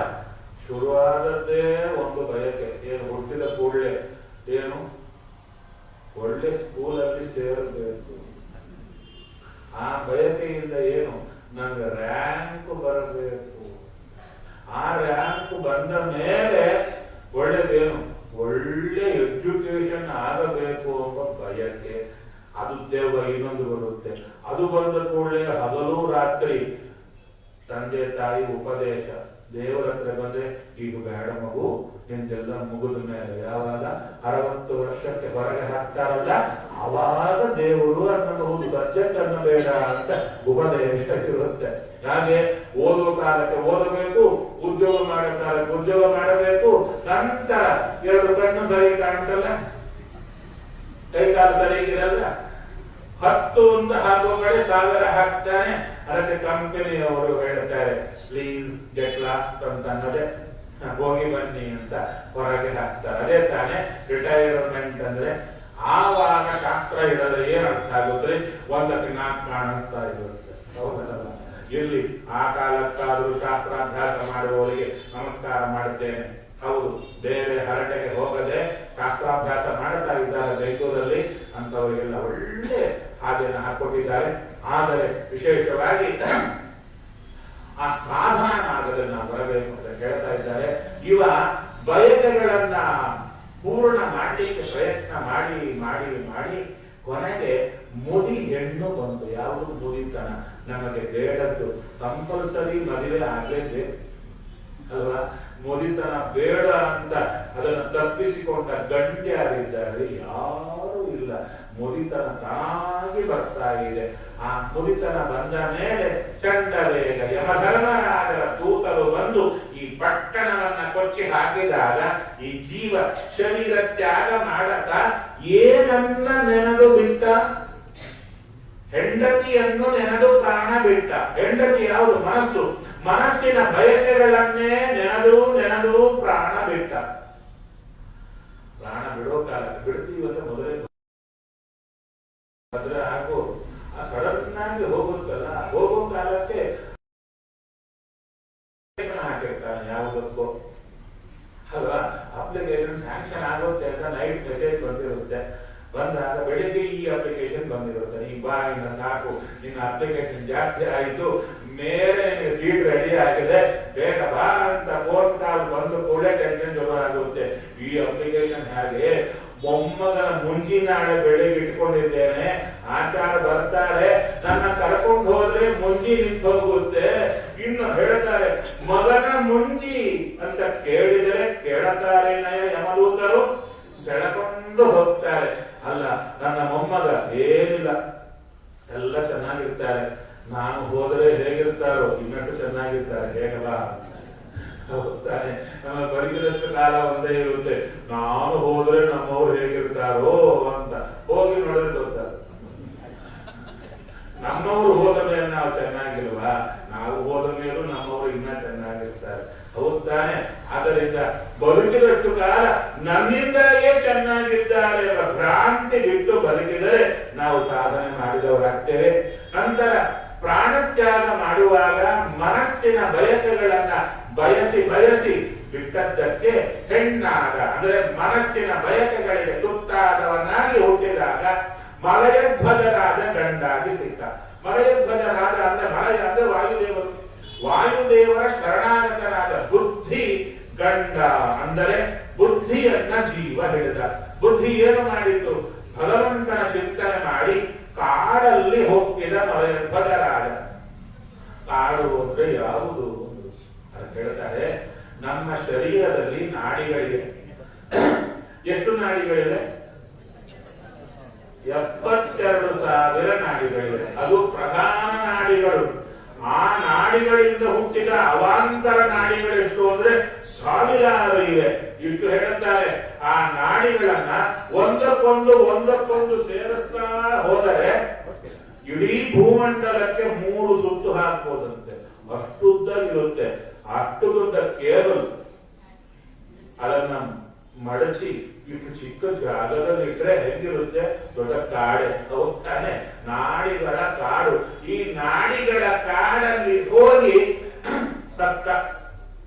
ಎಲ್ಲಿಗೆ ಹತ್ತತ್ತ ಅಂದ್ರೆ ನಾಡಿಗಳ ಕಾಡಲ್ಲಿರುವ ದೇವರ ಪಾದದ ಹತ್ರ ಬುದ್ಧಿ ಬಂತು. ಅದಕ್ಕೆ ಅಲ್ಲಿ ಏನ್ ಹೇಳಿದ್ರು, ಚಿತಿಯನ್ನು ಏರಿದ ಪುರಂಜನ. ಚಿತಿ ಅಂದ್ರೆ ಉರಿಯುವ ಬೆಂಕಿ ಅಲ್ಲ, ಚಿತಿ ಸಂಜ್ಞಾಯ ಅಂತ ಧಾತು. ಅಂದರೆ ಆ ಬುದ್ಧಿಯ ಜೊತೆಗೆ ಜೀವನು ದೇವರ ಪಾದವನ್ನ ಚಿಂತನೆ ಮಾಡಲಿಕ್ಕೆ ಶುರು ಮಾಡಿದಾಗ ಅವಿಜ್ಞಾತ ಸಖ ಬಂದ. ಅಂದರೆ ಎಷ್ಟು ಎರಡು ಮಾತಲ್ಲಿ ಹೇಳಿ, ತುಂಬಾ ಬೆಳೆಸಿದ್ರೆ ನಮ್ಗೆ ಅರ್ಥ ಆಗಲ್ಲ ಅಂದ್ರೆ ಇಷ್ಟು ಹೇಳ್ತಾ ಇದ್ದಾರೆ. ಚಂಚಲವಾದ ಮನಸ್ಸನ್ನು ಹಿಡಿದ ಜೀವ ಕೆಟ್ಟ, ಒಳ್ಳೆ ಆಚಾರದ ಶಾಸ್ತ್ರವನ್ನ ಹಿಡಿದಿರ್ತಕ್ಕಂಥ ಬುದ್ಧಿಯನ್ನು ಹಿಡಿದರೆ ಜೀವ ಉದ್ಧಾರ ಆಗ್ತಾನೆ. ದೇವರು ಸಿಗ್ತಾರೆ ಅಂತ ಹೇಳಿದರಲ್ವಾ, ಇದನ್ನ ಪುರಂಜನೋಪಾಖ್ಯಾನ. ನಂತರ ನಾರದ ಉಪದೇಶದಿಂದ ಪ್ರಾಚೀನ ರಾಜ ಸದ್ಗತಿಯನ್ನು ಪಡೆದ. ಇತ್ತ ಪ್ರಚೇತಸರು ತಪಸ್ಸನ್ನ ಮಾಡುವಾಗ ಭೂಮಂಡಲದಲ್ಲಿ ಎಲ್ಲ ಕಡೆ ಗಿಡಗಳು ಬೆಳೆದವಂತೆ, ಜನಗಳಿಗೆ ಓಡಾಡ್ಲಿಕ್ಕೆ ತೊಂದರೆ ಆಯಿತಂತೆ. ಅರ್ಥ ಆಗ್ತಾ ಇದೆಯಾ? ಯಾಕೆ ಗಿಡ ಬೆಳೆದ ಸುಮ್ಮನೆ ಇರ್ತಾರೆ? ನೀವು BBMP ಅವರು ಬರ್ತಾರೆ, ಕಟ್ ಮಾಡಿರ್ತಾರೆ. ಹೌದಾ? ಆಟ ಮಾತ್ರ ಮಾಡ್ಲಿಕ್ಕಾಗಲ್ಲ ಅವರಿಗೆ. ಅದಕ್ಕಂದ್ರು ಯಾವ ಗಿಡಗಳ ಎಲೆಗಳನ್ನ ವಾಲಿಯಂತವನು ಕಿತ್ತಲಿಕ್ಕಾಗಿಲ್ಲವೋ ಸಾಲ. ದೈತ್ಯರು ಬಂದಿದ್ರು, ದೈತ್ಯರೇ ಗಿಡ ಮರಗಳ ರೂಪದಲ್ಲಿ ಬಂದು ತೊಂದರೆ ಕೊಡಲಿಕ್ಕೆ ಬಂದರೆ ಇವರು ಸಮುದ್ರದಿಂದ ಹೊರಗೆ ಬರ್ತಾ ಇದ್ದಾರೆ. ಬಾಯಿಯಿಂದ ಗಾಳಿಯನ್ನು ಸೃಷ್ಟಿ ಮಾಡಿ ಎಲ್ಲ ಗಿಡಗಳನ್ನ ಉರುಳಿಸಿ ಒಣಗಿಸ್ತಾ ಇದ್ದಾರೆ. ನಂತರ ಬಾಯಿಯಿಂದ ಅಗ್ನಿ ಸೃಷ್ಟಿ ಮಾಡಿ ಸುಡುತ್ತಾ ಇದ್ದಾರೆ. ಎಷ್ಟರವರೆಗೆ ದೈತ್ಯರಿಗೆ ತೊಂದರೆ ಆಯಿತು, ಚಂದ್ರದೇವರು ಸುಮ್ಮನೆ ಇದ್ರು. ಗಿಡಮಳ್ಳಿಗಳಿಗೆ ಚಂದ್ರದೇವರೇ ತಾನೆ ಸಾಕಯ್ಯ ನೀವು ಸುಟ್ಟದ್ದು, ನೀವು ಯಾಕೆ ಹೊರಟದ್ದು? ಒಳ್ಳೆ ಮಕ್ಕಳನ್ನ ಪಡೆಯಲಿಕ್ಕಲ್ವಾ, ನಿಮಗೆ ಒಳ್ಳೆ ಹೆಣ್ಣನ್ನು ನಾನು ಕೊಡುತ್ತೇನೆ. ಇಲ್ಲಿ ನೋಡಿ ಎಂಥ ಒಂದು ಒಳ್ಳೆ ಸಂದೇಶ ಕೊಡ್ತಾ ಇದ್ದಾರೆ. ಏನು, ಇವರು ಮಕ್ಕಳನ್ನ ಪಡೆಯಲಿಕ್ಕೆ ಹೊರಟದ್ದು. ಮಕ್ಕಳು ಪಡೆಯಬೇಕಾದ್ರೆ ಹೆಣ್ಣು ಬೇಕಲ್ವ? ಅದಕ್ಕಂದ್ರು ನಿಮಗೆ ಬೇಕಾದ ಹೆಣ್ಣು ಮೊದಲೇ ಸಿದ್ಧವಾಗಿದ್ದಾಳೆ. ನೀವು ಹುಟ್ಟುವ ಕಾಲಕ್ಕೆ ಹುಟ್ಟಿದ್ದಾಳೆ, ನಿಮ್ಮ ಜೊತೆಗೆ ಬೆಳೆದಿದ್ದಾಳೆ, ನಿಮಗೆ ಗೊತ್ತಿಲ್ಲ ಅಷ್ಟೇ. ಹಾಗಾದರೆ ಇಲ್ಲಿ ಏನು ಬರ್ತಾ ಇದೆ, ಎಲ್ಲ ಪ್ರೀಫಿಕ್ಸ್. ಸ್ವಾಮಿ ಮೊದಲೇ ಮಾಡಿರ್ತಾನೆ, ಆದರೆ ಏನು ಮಾಡ್ತಾನೆ, ನಮ್ಮ ತಲೆಗೆ ಈಗ ನಾವು ಆಲೋಚನೆ ಮಾಡಿ ಪ್ರಯತ್ನ ಮಾಡಿದರೇನೆ ಆಗುತ್ತೆ ಅಂತ ಒಗ್ಗರಣೆ ಕೊಟ್ಟು ಓಡಿಸ್ತಾ ಇರ್ತಾನೆ. ಎಲ್ಲ ಮೊದಲೇ ಆಗಿದೆ. ಆ ರೀತಿಯಲ್ಲಿ ನಿಮಗಾಗಿ ಹೆಣ್ಣು ಅಲ್ಲ, ನಾವು ಮದುವೆ ಆಗ್ಬೇಕಾದ್ರೆ ಅವಾಗೆ ಹೆಣ್ಣು ಹುಟ್ಟಿ ಬೆಳೀತಾಳೆ. ಮೊದಲೇ ಬೆಳೆದಿರ್ತಾಳಲ್ಲ, ಮೊದಲೇ ಹೆಣ್ಣು ಹುಟ್ಟಿರ್ತಾಳೆ, ಎಲ್ಲೋ ಹುಟ್ಟಿರ್ತಾಳೆ. ನಮಗ್ ಗೊತ್ತಿಲ್ಲ, ದೇವರು ಫಿಕ್ಸ್ ಮಾಡಿರ್ತಾನೆ. ಈ ಜೀವಿಗೆ ಆ ಹೆಣ್ಣಿಗೆ ಗಂಟು ಹಾಕಿರ್ತಾನೆ, ಹೇಗೋ ಕರ್ಕೊಂಡು ಬಂದು ಕೂಡಿಸಿ ಮದುವೆ ಮಾಡಿರ್ತಾನೆ. ಅವಾಗಂದ್ರು ಈ ಹೆಣ್ಣು ನಾವೇ ಫಿಕ್ಸ್ ಮಾಡಿಕೊಟ್ಟದ್ದ? ಅವ ಮಾಡಿರ್ತಾನೆ, ನಾವು ಹುಟ್ಟೋ ಕಾಲಕ್ಕೆ ಮಾಡಿರ್ತಾನೆ. ಆ ರೀತಿಯಲ್ಲಿ ಆ 10 ಜನಕ್ಕೆ ಸೇರಿ ಒಬ್ಬ ಹೆಣ್ಣನ್ನ ಕೊಟ್ಟು ಮದುವೆ ಮಾಡಿದ್ರು. ಅವರು ಮದುವೆ ಆಗಿ ಮನಸ್ಸಿನಿಂದ ಆಕೆಯನ್ನ ಸ್ಪರ್ಶ ಮಾಡಿದ ಕೂಡಲೇ ದೊಡ್ಡ ಮಗು ಕೈಯಲ್ಲಿ. ಹೇಳ್ತಾ ಇದ್ದಾರೆ ಅವರೇ ದಕ್ಷ ಪ್ರಜಾಪತಿಗಳು ಅಂತ ಹೇಳ್ತಾ ಇದ್ದಾರೆ.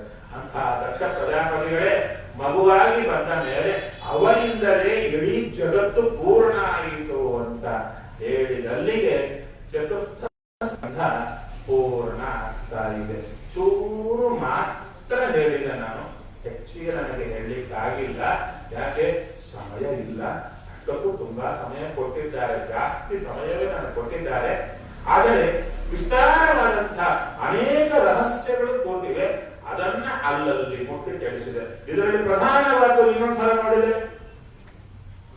ನೆನಪಿದೆಯಾ? ಗಂಟೆ ಆಯಿತು ಹೇಳಿದ್ದು ನೆನಪಿದೆಯಾ? ಇಲ್ಲ ನೋಡಿ, ವಿಶೇಷ ಇದೆ. ಹೇಳಿದ್ರು ನೆನಪಿರಲ್ಲ, ಅವಾಗೆ ಮರ್ತು ಹೋಗ್ತೇವೆ. ಮತ್ತೆ ಇನ್ನ ಸಾಧನೆ ಇಲ್ಲಿಂದ ಅಲ್ಲದೆ. ಹಾಗಾದ್ರೆ ಅದಕ್ಕೆ ನೆನಪು ಮಾಡ್ತಾ ಇದ್ದೇನೆ. ಮೊದಲು ಬಂದದ್ದು ಅತ್ರಿ ಮಹರ್ಷಿಗಳ ಚರಿತ್ರೆ, ಹೌದು ತಾನೆ? ಅತ್ರಿ ಮಹರ್ಷಿಗಳ ಚರಿತ್ರೆ ಏನಲ್ಲಿ ಬಂತು? ಎಲ್ಲಾ ತತ್ವಾಭಿಮಾನಿಗಳಲ್ಲಿರುವ ಸ್ವಾಮಿಯೇ ನನ್ನಲ್ಲಿದ್ದಾನೆ ಎಂದು ಚಿಂತನೆ ಮಾಡಿದರೆ ಎಲ್ಲರ ಕರುಣೆ ಏಕಕಾಲದಲ್ಲಿ ಪಡೆಯಲಿಕ್ಕಾಗುತ್ತೆ. ನಂತರ